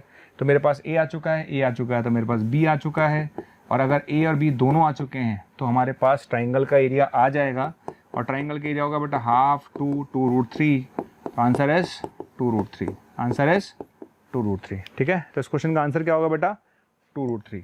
क्या आंसर होगा 2√3। अब हम चलते हैं नेक्स्ट क्वेश्चन की तरफ। ठीक है, देखिए नेक्स्ट क्वेश्चन क्या है। इन अ ट्राइंगल ABC उसने बोला है एंगल A, एंगल B और एंगल C, इनका रेशो दे रखा है आपको, है ना, एंगल्स का रेशो दे रखा है, एंगल A, एंगल B और एंगल C का रेशो दे रखा है। तो मैं ये बोल सकता हूँ कि अगर एंगल A मुझे निकालना है तो एंगल A कितना होगा बेटा 3 upon total sum 12 into 180 degree. भाई ट्राइंगल के तीनों एंगल्स का सम 180 होता है, ठीक है ना। तो यहाँ से मेरे पास कितना आएगा भाई 115, 45 डिग्री आ जाएगा। भाई रेशो में निकाल लो, सिंपल सी बात है। मुझे अगर एंगल ए निकालना है तो क्या होगा 3/12 इंटू 180 डिग्री। अच्छा एंगल बी निकालना है तो कितना आएगा, एंगल बी निकालना है तो आएगा 5/12 इंटू 180 डिग्री। क्लियर, तो ये कितना आएगा बेटा 75 डिग्री। एंगल सी आप डायरेक्ट लिख ही सकते हो, एंगल सी कितना आ जाएगा 60 डिग्री। आ गया, तीनों एंगल्स हमने निकाल लिए। ठीक है, अच्छा तीनों एंगल्स निकालने के बाद मुझे क्या चाहिए, मुझे चाहिए a + b + c√2, यही चाहिए ना, a + b + c√2 चाहिए।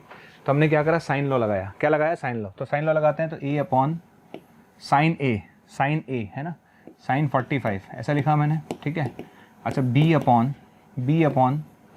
क्या लिखेंगे, b अपॉन साइन 75, ये हमने साइन 75 लिख लिया। ठीक है, और c अपॉन है ना, c अपॉन लिखेंगे अपन, c अपॉन क्या लिखेंगे बेटा, c अपॉन लिखेंगे साइन 60 डिग्री, ऐसा अपन ने लिख लिया। ठीक है ना, तो a upon sine 45, b upon sine 75, c upon sine 60। ठीक है, तो यहाँ से कितना आएगा बेटा, ये आएगा √2a।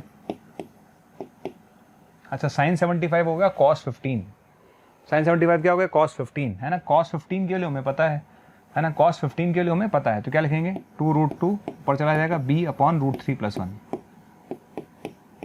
ठीक है, इधर आ जाइए, साइन 60 हम सबको पता ही है, साइन 60 क्या होगा, तो 2c/√3 आ गया। अब हमें करना क्या है, थोड़ा थोड़ा खेलते जाते हैं। हमें चाहिए क्या, a + b + c√2 चाहिए, a + b + c√2 चाहिए। तो मैंने सोचा क्या करें, सबसे पहले काम करता हूँ, मैं इन दोनों को इक्वल कर देता हूँ भाई, है ना। सबसे पहले मैं इन दोनों को इक्वल कर देता हूँ, तो यहाँ से c की वैल्यू नज़र आ रही है मुझे, है ना। तो c की वैल्यू क्या आ रही है भाई, c की वैल्यू नज़र आ रही है मुझे √3, है ना, c की वैल्यू नज़र आ रही है, दोनों को इक्वल कर रहा हूँ मैं, √3 है ना बाय √2a, ये मुझे नज़र आ रहा है। क्लियर, ये नज़र आ गया। तो यहाँ से मैं बोल सकता हूँ कि भाई √2c नज़र आ रहा है मुझे, √2c कितना होगा √3a। तो क्वेश्चन क्या था, a + b + √2c लिख रहा है ना, √2c लिख रहा है, इस √2c को क्या लिख सकता हूँ √3a। तो यहाँ तक की गणित मुझे समझ में आ चुकी है, तो यहाँ तक की गणित समझ में आ गई। सिंपल सी बात है, c की वैल्यू मैंने निकाल ली और c की जगह उठा के मैंने रख दिया, तो √3 आ गया। क्लियर, अब मुझे करना है क्या, अब एक काम और करते हैं छोटा सा, यहाँ पर भी a नज़र आ रहा है मुझे, यहाँ पर भी a नज़र आ रहा है, तो मैंने a कॉमन ले लिया, तो ये आ गया 1 + √3 + b आ गया। ठीक है, अब वापस चलते हैं, क्योंकि ऑप्शंस को अगर देखें तो b की टर्म्स में या c की टर्म्स में किसी एक में कन्वर्ट करना है मुझे। तो मैंने वापस सोचा, है ना, मैंने एक और काम करा, मैंने देखा इन दोनों को भी इक्वल कर देता हूँ मैंने इन दोनों को इक्वल किया। जब मैंने इन दोनों को इक्वल किया तो √2 से √2 कैंसिल हो गया, कर दिया। तो बताओ यहाँ से 2 है ना, तो यहाँ से 2b किसके बराबर आ रहा है, यहाँ से 2b बराबर आ रहा है बेटा √3 + 1 इंटू a के, आ रहा है कि नहीं आ रहा, आ रहा है। अरे 2b किसके बराबर आ रहा है, √3 + 1 a के बराबर आ रहा है कि नहीं आ रहा, आ रहा है ना, पक्का आ रहा है। ठीक है, तो क्या मैं इस पार्ट को हटा के 2b लिख दूँ, यस। तो 2b + b किसके इक्वल है, 3b के, किसके इक्वल है 3b के। तो आंसर क्या होगा बेटा 3b। ठीक है, आंसर क्या होगा 3b। क्लियर, तो answer will be 3b। Next question बताइए, है ना, एक नॉर्मल रेंज का क्वेश्चन है ये। इसमें लिखा हुआ इन अ ट्राइंगल ABC, आपको लिखा हुआ BC sin² a upon cos a + cos b cos c, इसकी वैल्यू पूछी है ना, BC sin² अपन इसकी वैल्यू पूछी रही है। तब करेंगे क्या, इसकी वैल्यू पूछी है, तो देखो यहाँ cos b cos c नज़र आ रहा है सर। ठीक है, अच्छा ट्राइंगल के तीनों एंगल्स का सम क्या होता है, ट्राइंगल के तीनों एंगल्स का सम 180 होता है। ठीक है ना, ट्राइंगल के तीनों एंगल्स का सम 180 होता है, श्योर। तो क्या मैं एंगल A को पाई माइनस b + c लिख दूँ, बिल्कुल लिख देते हैं, लिख दिया ना। तो क्या आएगा बेटा, देखो BC अपने जगह है ही, साइन स्क्वायर ए अपनी जगह है ही, ठीक है ना। ओके चलिए आगे बढ़ जाते हैं। अच्छा पाई माइनस बी प्लस सी लिखूंगा तो कॉस पाई माइनस थीटा होगा माइनस कॉस थीटा, है ना। कॉस पाई माइनस थीटा हो गया बेटा माइनस कॉस थीटा, ठीक है ना, माइनस कॉस थीटा, और ये आपके पास चल ही रहा है ना, ये आपके पास चल ही रहा है। आगे यहाँ तक कोई दिक्कत नहीं है, चलिए। अच्छा कॉस बी प्लस सी का फॉर्मूला हम लगाएंगे, है ना। कॉस बी प्लस सी का जब फॉर्मूला लगाऊंगा मैं तो मेरे पास आएगा कितना, बी सी चल ही रहा है, ठीक है ना, साइन स्क्वायर ए चल ही रहा है, ठीक है। अच्छा कॉस बी प्लस सी जब हम एक्सपेंड करेंगे तो ये आएगा बेटा minus cos B cos C plus क्या आएगा साइन बी साइन सी, ठीक है ना। इधर क्या आएगा बेटा, इधर आएगा प्लस कॉस बी कॉस सी, ये आ जाएगा, ठीक है ना, ये आ जाएगा। और ये आने के बाद क्या होगा बेटा, ये कैंसिल हो गया, आगे समझ में ये आ जाएगा। और यहाँ तक आने के बाद अब हम आगे बढ़ें तो ये आ गया। यहाँ तक आने के बाद देखो बी सी साइन स्क्वायर है अपॉन साइन बी साइन से दिख रहा है, तो देखो यहाँ से दिख रहा है, डायरेक्ट ही बोल सकता हूँ मैं, यहाँ से डायरेक्ट ही बोल सकता हूँ। अब आंसर किसके टर्म्स में दे रखे हैं उस पर डिपेंड करता है ना। तो बी सी साइन स्क्वायर दिख रहा है मुझे, है ना। तो चलिए स्टार्ट करते हैं। देखो बी सी साइन स्क्वायर है, ओके। हम लोगों को पता है साइन लॉ, क्या पता है साइन लॉ, तो A upon sine A equals to, है ना, B upon sine B equals to C upon sine C equals to 2r। ये हम सब जानते हैं, है ना, ये सब हम अच्छे से जानते हैं, सारे बच्चे हम अच्छे से जानते हैं कि भैया ये होता है, राइट है। तो मैं बी सी की जगह ना, बी की जगह क्या लिखूंगा, बी की जगह लिखूंगा मैं 2r साइन बी, बी की जगह क्या लिखूंगा 2r साइन बी, है ना। तो या फिर ऐसा कर सकते हैं, ठीक है, डायरेक्ट ही बोल दो b अपॉन साइन बी क्या हो गया 2r, है ना। b अपॉन साइन बी कितना हो गया 2r, बहुत बढ़िया। c अपॉन साइन सी, कितना हो गया 2r, बहुत ही बढ़िया। समझ में आ गया, क्लियर है, श्योर। और साइन ए की जगह क्या लिखूंगा भाई, साइन ए की जगह लिखूंगा a upon 2r equals to sine a upon 2r equals to sine a, पक्का समझ में आ गया। तो a upon 2r equals to sine a, तो साइन स्क्वायर a की जगह क्या लिखूंगा a square upon 4r square, ये कैंसिल हो गया, कितना आंसर आएगा बेटा a स्क्वायर, कितना आंसर आएगा a स्क्वायर, ठीक है। तो इस क्वेश्चन का आंसर होगा बेटा a स्क्वायर, क्या आंसर होगा a स्क्वायर। नेक्स्ट क्वेश्चन पर आ जाइए। देखिए नेक्स्ट क्वेश्चन क्या है हमारे पास। नेक्स्ट क्वेश्चन आपके सामने लिखा हुआ in a triangle ABC the value of this expression. आपसे पूछा गया इस एक्सप्रेशन की वैल्यू क्या होगी। मैंने बोला ना कि अगर मैं जेईई मेन की बात करूं तो जेईई मेन में साइन लॉ कोसाइन लॉ इसके क्वेश्चन ज़्यादा आते हैं, राइट। तो अगर यहाँ पर हम यूज़ करेंगे तो देखो ए की जगह क्या लिखूंगा मैं, है ना, ए की जगह लिखूंगा 2r साइन ए, ये आ गया, ठीक है। अच्छा प्लस बी की जगह क्या लिखूंगा बेटा 2r साइन बी, ठीक है। सी की जगह क्या लिखूंगा 2r साइन सी, ठीक, आ गया। अच्छा नीचे आप क्या लिखेंगे, नीचे भी सेम लिखेंगे, नीचे क्या लिखेंगे भाई 2r क्या लिखेंगे sine A plus sine B plus sine C, ये लिखेंगे आप लोग, लिख लिया आप लोगों ने, श्योर। अब क्या होगा बेटा r और r कैंसिल हो गया, क्लियर। ये बन गया sine 2a plus sine 2b plus sine 2c, और ये बन गया summation of sine 2a, summation of sine 2a, ठीक है। नीचे आ जाइए, नीचे बन गया समेशन ऑफ साइन ए, बन गया ना। तो समेशन ऑफ साइन 2 बन गया, नीचे समेशन ऑफ साइन ए बन गया। यहाँ तक आ गया। यहाँ तक आने के बाद क्या करेंगे, देखो ट्रिग्नोमेट्री फेज 1 पर जाओ। मैंने आपको बोला था भाई याद कर लेना अच्छे से, मैंने बोला अच्छे से आपको याद कर लेना कि समेशन ऑफ साइन 2a क्या होता है। Summation of sine 2a trigonometry phase 1 से इसको लिख सकता हूँ मैं 4 साइन ए साइन बी और साइन सी, ट्रिग्नोमेट्री फेज 1 से। और उसी ट्रिग्नोमेट्री फेज 1 से मैं लिख सकता हूँ sine A plus sine B plus sine C, sine A plus sine B plus sine C लिख सकता हूँ बेटा 4 cos A by 2 cos B by 2 और कॉस सी बाई 2। आगे समझ में, मेरे ख्याल से कोई दिक्कत है नहीं, आगे बढ़े। इसके बाद क्या करेंगे भाई 4 से 4 विदा हो गया, श्योर, अच्छी बात है। क्या मैं साइन ए को क्या लिख सकता हूँ, साइन ए को लिख सकता हूँ 2 sine A by 2 cos A by 2, repeat कर रहा हूँ, क्या लिखूंगा इसको 2 sine A by 2 cos A by 2, नीचे से कैंसिल। इसको लिखूंगा 2 sine B by 2 cos B by 2, cos B by 2, नीचे से कैंसिल। इसको लिखूंगा 2 sine C by 2 cos C by 2, cos C by 2, नीचे से कैंसिल, डिवाइड बाय कितना 2, ठीक है। इसको लिखा 2 sine A by 2 cos A by 2, cos A by 2 से कॉस ए बाई 2 खत्म। इसको लिखा 2 sine B by 2 cos B by 2, cos B by 2 से कॉस बी बाई 2 खत्म। इस तरह से आ जाएगा, 2 से 2 कैंसिल हो गया, क्लियर। बताओ ये एक्सप्रेशन क्या बन गया बेटा, ये बन गया 4r sine A by 2 sine B by 2 sine C by 2, ठीक है बेटा।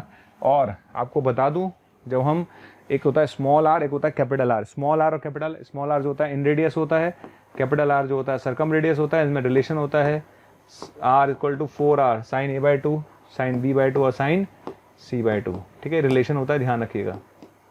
ठीक है, रिलेशन होता है r equal to 4r sine a/2 sine b/2 sine c/2। Sure. तो भैया ये जो चीज़ आप देख रहे हैं ना, क्या ये जो चीज़ आप देख रहे थे, r कहाँ से आ गया? यहाँ पर r था ही नहीं, हटा दीजिए आप, r था नहीं। तो ये एक्सप्रेशन जो आप देख रहे हैं ना, ये वाला एक्सप्रेशन, ये आपका जो एक्सप्रेशन आया बेटा यहाँ से, ये जो एक्सप्रेशन यहाँ से आया, बताइए किसके बराबर है? ये बराबर बेटा r/r के। किसके बराबर है?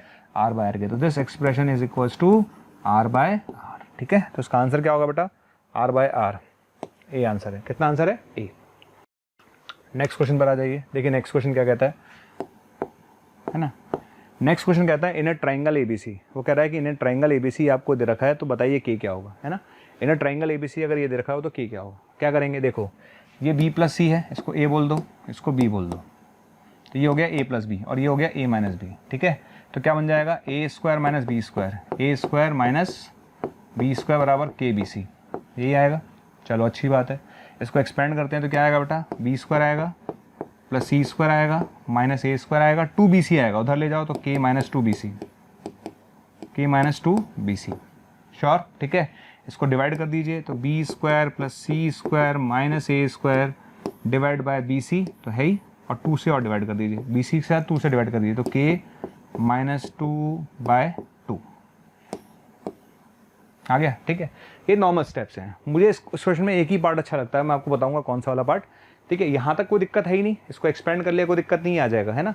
और ये हम सबको पता है कॉस सी है basically, it's what, it's a cos C, cos A, it's a what, it's a cos A. ठीक है, तो it's a formula of cos A, तो ये बन गया कॉस ए भैया, है ना, ये कॉस ए बन गया। यहाँ तक मुझे लगता नहीं किसी स्टूडेंट को दिक्कत होने वाली है, ये कॉस ए बन चुका है। बच्चे को प्रॉब्लम इसके बाद है। मैक्सिमम बच्चे, मैक्सिमम स्टूडेंट बोलते हैं कि कॉस ए -1 से 1 होगा। मैक्सिमम बच्चा बोलेगा अरे कॉस ए तो -1 से 1 होगा। अरे गलत। क्या किसी ट्राइंगल का एंगल 0 हो सकता है? क्या किसी ट्राइंगल का एंगल पाई हो सकता है? नहीं हो सकता भाई, किसी भी ट्राइंगल का एंगल 0 या पाई नहीं हो सकता। तो इक्वल कैसे लगा दिया? इक्वल कैसे लगा दिया बेटा? ठीक है ना, तो यहाँ पर ध्यान रखिए, आपको इक्वल नहीं लगाना था, यही एक मेजर मिस्टेक है इस क्वेश्चन के अंदर। समझ में आ गया मेजर मिस्टेक क्या है? किसी भी ट्राइंगल का कोई एंगल 0 या 180 कैसे होगा, इसलिए आपको इक्वल नहीं लगाना था। दैट्स वाई यहाँ पर क्या आएगा, तो ये -1 आ गया, ये k -2/2 आ गया, तो यहाँ से आएगा 0 से लेकर 4 तक। अगर मैं आपसे पूछता number of integral values of k, और जिन बच्चों ने 0 और 4 पर इक्वल लगा दिया, उनका आंसर और मेरे आंसर में फ़र्क आ जाएगा। क्लियर? तो ध्यान रखिए, इस क्वेश्चन का आंसर आएगा 0 से 4, और 0 और 4 पर इक्वल नहीं आएगा। अब नेक्स्ट क्वेश्चन में देखते हैं। देखिए क्वेश्चन क्या है, आपको बी दे रखा है, सी दे रखा है, एंगल ए दे रखा है, आपसे पूछा आर की वैल्यू क्या होगी, है ना। अब आर निकालने का तरीका क्या होता है भाई, हम ये जानते हैं, अगर ए हम लोग ये जानते हैं बेटा, अगर मुझे आर निकालना है तो सीधा सा फंडा है a/sin a = 2r होता है। a/sin a किसके इक्वल होता है? 2r के। बस अगर मुझे a मिल जाए तो मेरा काम खत्म। एंगल ए तो मुझे पता ही है, तो मुझे अल्टीमेटली स्मॉल a पर फोकस करना है। ठीक है, अब हमारे पास b है, c है और एंगल a है, तो हमने cos a लिखा। ठीक है ना, तो cos a का फॉर्मूला हो गया b square plus c square minus a square divide by 2bc। ठीक, अच्छा एंगल ए 30 डिग्री है, cos 30 कितना होगा? √3/2। b स्क्वायर कितना हुआ? 4 plus 3 minus a square divide by 2bc, divide by कितना आएगा? 2bc, यानी 4√3। तो ये कैंसिल हो गया, 2 आ गया। ठीक है, तो ये कितना आएगा बेटा? 6 equals to 7 minus a square, यानी ए की वैल्यू 1 आ गई। बस काम खत्म, काम खत्म, ए की वैल्यू 1 आ गई। और जैसे ही मैं ए की वैल्यू 1 यहाँ रखूंगा, जैसे ही मैं ए की वैल्यू 1 रखूंगा, तो 1/sin a कितना है एंगल ए? π/6। sin 30 कितना होगा? हाफ बराबर 2r। तो यहाँ से r की वैल्यू कितनी आ गई? 1। कितनी आ गई बेटा? r की वैल्यू 1। तो इस क्वेश्चन का आंसर क्या होगा? 1। नेक्स्ट क्वेश्चन पर आ जाइए, है ना। एक ये क्वेश्चन मैंने इसलिए लिखा है ताकि थोड़ा सा आपको फॉर्मूला बता सकूं, है ना। तो tan a/2 है ना, तो tan a/2 का जो फॉर्मूला होता है बेटा, वो बोलता है डेल्टा/s इंटू s माइनस ए, डेल्टा/s इंटू s माइनस ए। इसी तरह से tan b/2 का फॉर्मूला होगा, है ना। तो देखिए s, है ना, यहाँ पर क्या लिखूंगा बेटा? डेल्टा/s इंटू s माइनस ए, है ना। tan b/2 का फॉर्मूला क्या लिखूंगा? डेल्टा/s इंटू s माइनस बी। आगे ठीक है, s और s उड़ा दिया। अब आप डेल्टा कॉमन ले लीजिए। जब आपने डेल्टा कॉमन लिया तो क्या आएगा? s minus B plus s minus A upon s minus A into s minus B. ठीक, अब आप ध्यान रखिए, देखिए पता होगा जब हम एसओटी पढ़ते हैं तो हमें बताया जाता है बेटा पेरीमीटर ना 2s किसके बराबर होता है बेटा, a प्लस बी प्लस सी, है ना, समझ में आ गया, है ना, a प्लस बी प्लस सी के बराबर होता है। तो 2s किसके बराबर होता है, a प्लस बी प्लस सी के। तो यहाँ पर ये जो s प्लस एस है ना 2s को हटाकर लिखेंगे a plus b plus c, इसको हटाकर क्या लिखेंगे a plus b plus c minus a minus B, ठीक है, divide by s minus a और s माइनस बी, ये कैंसिल कर दीजिए, ठीक है। तो मेरे पास बचा कितना, मेरे पास बचा बेटा c डेल्टा बचा, s माइनस ए बचा, और क्या बचा बेटा s माइनस बी बचा। इसको मैंने s इंटू s माइनस सी से मल्टीप्लाई करा और डिवाइड कर दीजिए, है ना, s इंटू एस माइनस सी से मल्टीप्लाई करा और डिवाइड कर दिया। क्लियर, मैंने क्या किया भाई, समझ में आ गया भाई, मैंने ये मेरे पास बचा हुआ था, है ना, s माइनस सी और s माइनस बी बचा हुआ था, है ना, ध्यान रखना इसमें थोड़ा सा कन्फ्यूजन ना हो कोई चीज़ को लेकर, ये हटा दीजिएगा और इसको हटा दीजिएगा, कन्फ्यूजन ना करें किसी तरह का, है ना, ये s माइनस बी है, ठीक है बेटा, और s इंटू एस माइनस सी से मल्टीप्लाई डिवाइड कर दिया। और ये बता क्या है बेटा, ये हीरोज फॉर्मूला है, डेल्टा स्क्वायर, क्या है ये, डेल्टा स्क्वायर, है ना, डेल्टा स्क्वायर, तो ये कैंसिल हो गया। क्लियर, और पता क्या बन गया, ये c बना, है ना। अच्छा आप बताओ tan a/2 क्या था, delta upon s into s minus a, तो delta upon s into s minus c क्या होगा, tan c/2 होगा, और ये उल्टा लिखा हुआ, ये एक्सप्रेशन उल्टा लिखा हुआ भाई, तो इस tan c/2 है कि cot c/2 है, तो this is cot c/2, this is cot c/2, तो answer is c cot c/2, answer is c cot c/2। Next question पे चलते हैं बेटा, नेक्स्ट क्वेश्चन पर आ जाइए, है ना। नेक्स्ट क्वेश्चन लिखा हुआ बेटा, एंगल ए 2π/3 दे रखा है, b माइनस सी दे रखा है 3√3, ट्राइंगल का एरिया दे रखा है आपको, आपसे पूछा है a क्या होगा, है ना। सबसे पहली बात सोचो ट्राइंगल का एरिया क्या होता है ना, तो ट्राइंगल का एरिया होगा बेटा half BC sine a, half BC sine A equals to कितना होगा 9√3/2, है ना, तो 2 से 2 कैंसिल हो गया, श्योर, ठीक है, कोई दिक्कत नहीं है। अच्छा साइन ए, एंगल ए दे रखा है आपने 120 डिग्री, एंगल ए कितना दे रखा है 120 डिग्री, ठीक है, और एंगल ए अगर 120 डिग्री दिख रहा है तो साइन 120 डिग्री की वैल्यू होती है बेटा √3/2, कितनी होती है √3/2। तो बताओ BC की वैल्यू कितनी आ गई, BC की वैल्यू आ गई 18, आगे समझ में, BC की वैल्यू कितनी आ गई 18 आ गई। अब आप चाहते क्या, आप चाहते हो A, अब आप सोचो कैसे निकाला जाए, A कैसे निकाला जाए, ठीक है। तो मेरे पास एक वैल्यू दे रखी है b माइनस सी, और आपने पूछा है a, भाई b माइनस सी और BC को सॉल्व करके पहले मैं b और c निकालूं फिर a निकालूं, उससे बेटर मैं एक काम करता हूं, एंगल a आपने मुझे दे रखा है, ठीक है। अब एंगल a आपने मुझे दे रखा है तो मैं क्या करूंगा भाई, एंगल a अगर आपने मुझे दे रखा है तो डेफिनेटली मैं एक छोटा सा काम करता हूं बेटा कि अपन cos a लिख लेते हैं। cos a कितना होता है भाई, cos a होता है b square plus c square minus a square upon 2bc होता है, श्योर है बेटा। यहाँ से a स्क्वायर की जो वैल्यू आएगी वो आएगी B square plus c square minus 2bc cos ए, आ गया। अब देखो क्या करेंगे, अब मुझे यूज करना है, तो BC तो मेरे पास है ही, श्योर, और इस b square plus c square को लिख लेता हूँ b माइनस सी का whole square plus 4bc minus 2bc cos a, आराम से देख लें, आराम से देख लें, प्लस 2bc, यहाँ पर मिस्टेक की है मैंने, प्लस 2bc, श्योर, ठीक है।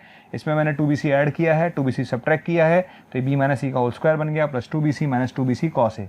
क्या मेरे पास सबकी वैल्यूज़ हैं, आ जाए इधर आ जाइए, क्या b माइनस सी की वैल्यू कितनी है 3√3, कितनी है 3√3, तो ये आ गया 3√3 का स्क्वायर 27 प्लस 2bc हो गया 36 माइनस 2bc हो गया 36 cos A, cos A, cos A, what is cos A, cos 120, cos 120 कितना होता है minus half, cos 120 is minus half, cos 120 is minus half, ठीक है। तो ये आ जाएगा, तो ए स्क्वायर की वैल्यू कितनी आ गई बेटा 27 प्लस 36 57 63 प्लस 18, तो ए की वैल्यू 9 आएगी बेटा, कितनी आएगी 9, तो इस क्वेश्चन का आंसर बेटा 9 आएगा, कितना आएगा 9, इस क्वेश्चन का आंसर 9 आएगा।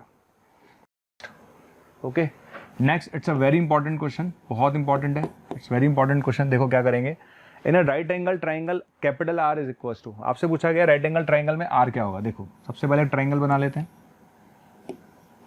ठीक है, आपने ट्राइंगल में बना लिया, ठीक है। ट्राइंगल बनाने के बाद आपने पूछा अभी कैपिटल R की वैल्यू क्या होगी। ओके अब ऑप्शंस के हिसाब से चलते हैं अपन, देखें तो अपने पास एक फॉर्मूला होता है स्मॉल r का, है ना। फॉर्मूला क्या होता है बेटा, जैसे एंगल ए पर 90 डिग्री, तो फॉर्मूला लगाएंगे अपन स्मॉल s माइनस ए tan a/2,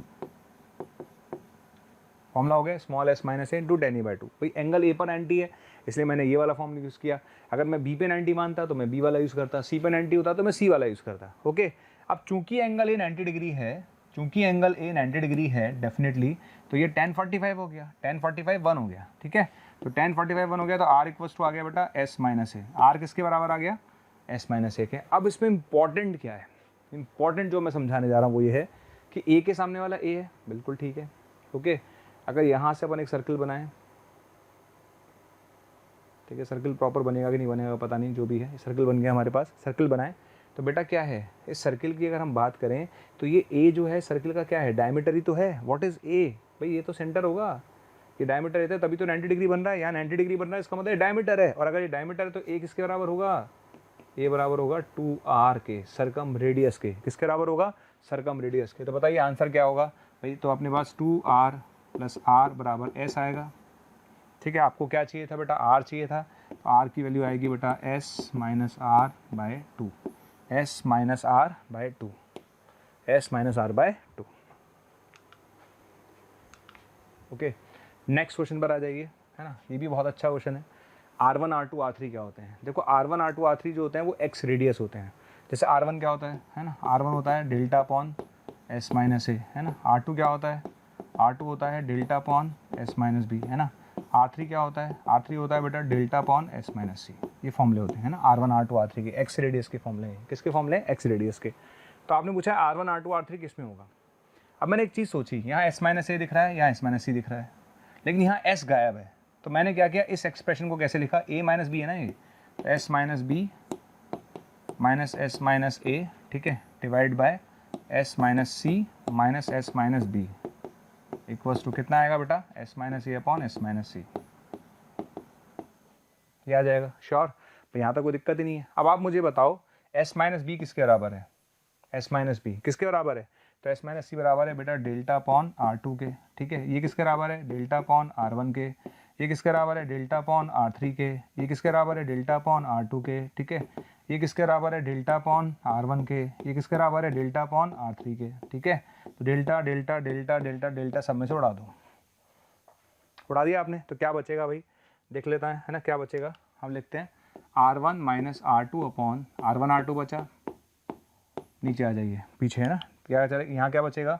R2 minus R3 upon R2 minus R3 upon R2 R3 बचेगा। समझ में आ गया? ठीक है। तो यहाँ पर R2 minus R3 upon R2 R3 बचेगा। उधर क्या बचेगा? उधर बचेगा R3 upon R1, R3 upon R1, okay. तो बेटा क्या होगा? R2 से R2 कैंसिल हो गया, श्योर। तो क्या बच गया भाई? R1 minus R2 into R3 divide by R2 minus R3 into R1, ठीक है। अच्छा, बराबर में क्या बचा? R3 अपॉन R1, ये कैंसिल हो गया। क्या बचेगा? यहाँ से मेरे पास बचेगा R1 प्लस R3 बराबर 2R2, R1 प्लस R3 बराबर 2R2। किस में आए बताओ? यहाँ से पता चल गया कि R1 R2 R3 AP में है, R1 R2 R3 AP में है। R1 R2 R3 किस में बेटा? AP में। किस में? AP में। अब हम चलते हैं आज इस पार्ट का जो लास्ट क्वेश्चन, उस पर चलते हैं, ठीक है। एक तरह से रिजल्ट है बेसिकली, इसे याद रख लीजिएगा आप, है ना। मैं हमेशा बोलता हूँ उसको, रिजल्ट को याद रखना चाहिए हमेशा। देखिए ट्राइंगल जो ABC हमारे पास है, ये ट्राइंगल ABC है ना,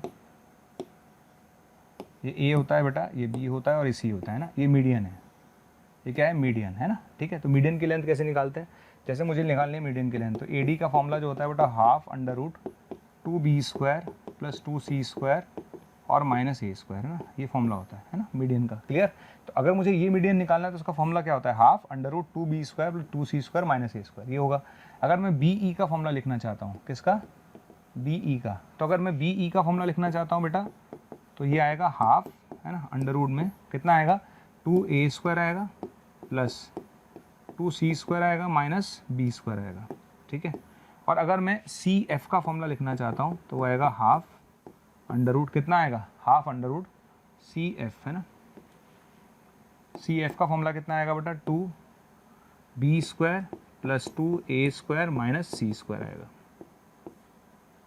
क्लियर है सबको? ठीक है। तो आपने जब AD लिखा तो माइनस a² लिखा, जब आपने BE लिखा तो माइनस b², ये B है, अभी ध्यान रखना B है, ये ना, ये B है, ठीक है। और आपने जब CF लिखा तो ये c² लिखा, श्योर। अब आप तीनों के स्क्वायर्स का सम निकाल लीजिएगा आराम से, और जब आप तीनों के स्क्वायर्स का सम निकालेंगे तो AD² plus BE² plus CF² बराबर आएगा बेटा 3/4 times of a square plus b square plus c square, आराम से कैलकुलेट कर लें तो यही आपका आंसर है। What is answer? Answer is a d square plus b square plus c f square divide by sides का रेशो कितना आएगा 3/4। कितना आएगा 3/4। समझ में आ गया? तो ये तो बहुत फेमस एग्जाम्पल है, रिजल्ट है मीडियन के बारे में अगर हम बात करें तो इससे रिजल्ट। ओके चलिए, तो यहाँ पर जाकर आपका ट्रिग्नोमेट्री फेज 2 और एसओटी कंप्लीट होता है। देखिए एक लेक्चर में इतना सब कुछ पढ़ाना आप खुद समझते हैं प्रैक्टिकली पॉसिबल नहीं है। हमने पूरी कोशिश की है, मतलब हमने कोशिश की है, हमें बहुत मेहनत करनी पड़ती है, सोचना पड़ता है कि किस टाइप के क्वेश्चंस हमें लेने चाहिए, एग्जाम में किस तरह के क्वेश्चंस आते हैं, वो सब हम देखकर फिर हमने कुछ उस हिसाब से हम थ्योरी बनाए हैं और उसके हिसाब से हमने क्वेश्चंस को हिसाब से डाला है। ठीक है, तो अगर आप इसको करते हैं तो डेफिनेटली फ़ायदा ज़रूर होगा आपको। मतलब अगर मैं वो बच्चा जो बिल्कुल फ्रेश है, जो पहली बार देख रहा है, तो डेफिनेटली उसे लगेगा हाँ इसको देखने के बाद शायद मैं पेपर अटैम्प्ट कर पाऊँ। ओके, थैंक यू, बहुत बहुत धन्यवाद आपका। प्यारे बच्चों, आप सबका प्यार और स्नेह हमें जिस तरीके से मिल रहा है उसके अकॉर्डिंग कई बच्चे हमें कमेंट करते हैं कि सर इस टॉपिक पे वीडियो बनाइए, सर इस टॉपिक पे वीडियो बनाइए। आप लोग क्या करिए, आप हमारे चैनल पे बेल आइकन को दबाइए, जिससे जो भी नोटिफिकेशन हम अपने चैनल पे दे रहे हैं वो सारे नोटिफिकेशन आपको प्रॉपरली मिलते रहें। और फिर आप उसके अंदर जाकर के जो वीडियोस आपको दिए गए उन वीडियोस को एक बार जरूर देखें, क्योंकि कई बार ऐसा होता है जिस टॉपिक की आप डिमांड हमसे कर रहे होते हैं वो टॉपिक ऑलरेडी हमने डाला हुआ होता है किसमें, अपने वीडियोस में। तो आप जाकर के उस वीडियो को पूरी तरीके से देख सकते हैं। आपका जो भी हमें प्रेम और स्नेह मिल रहा है उससे मोशन की टीम बहुत ज्यादा काम करने के लिए उत्सुक हो चुकी है और हम आपको इसी तरीके से, आप हमारे साथ लगे रहिए, अपना प्रेम और स्नेह हमें देते रहिए और हम आपके लिए मेहनत करते रहेंगे। Thank you so much.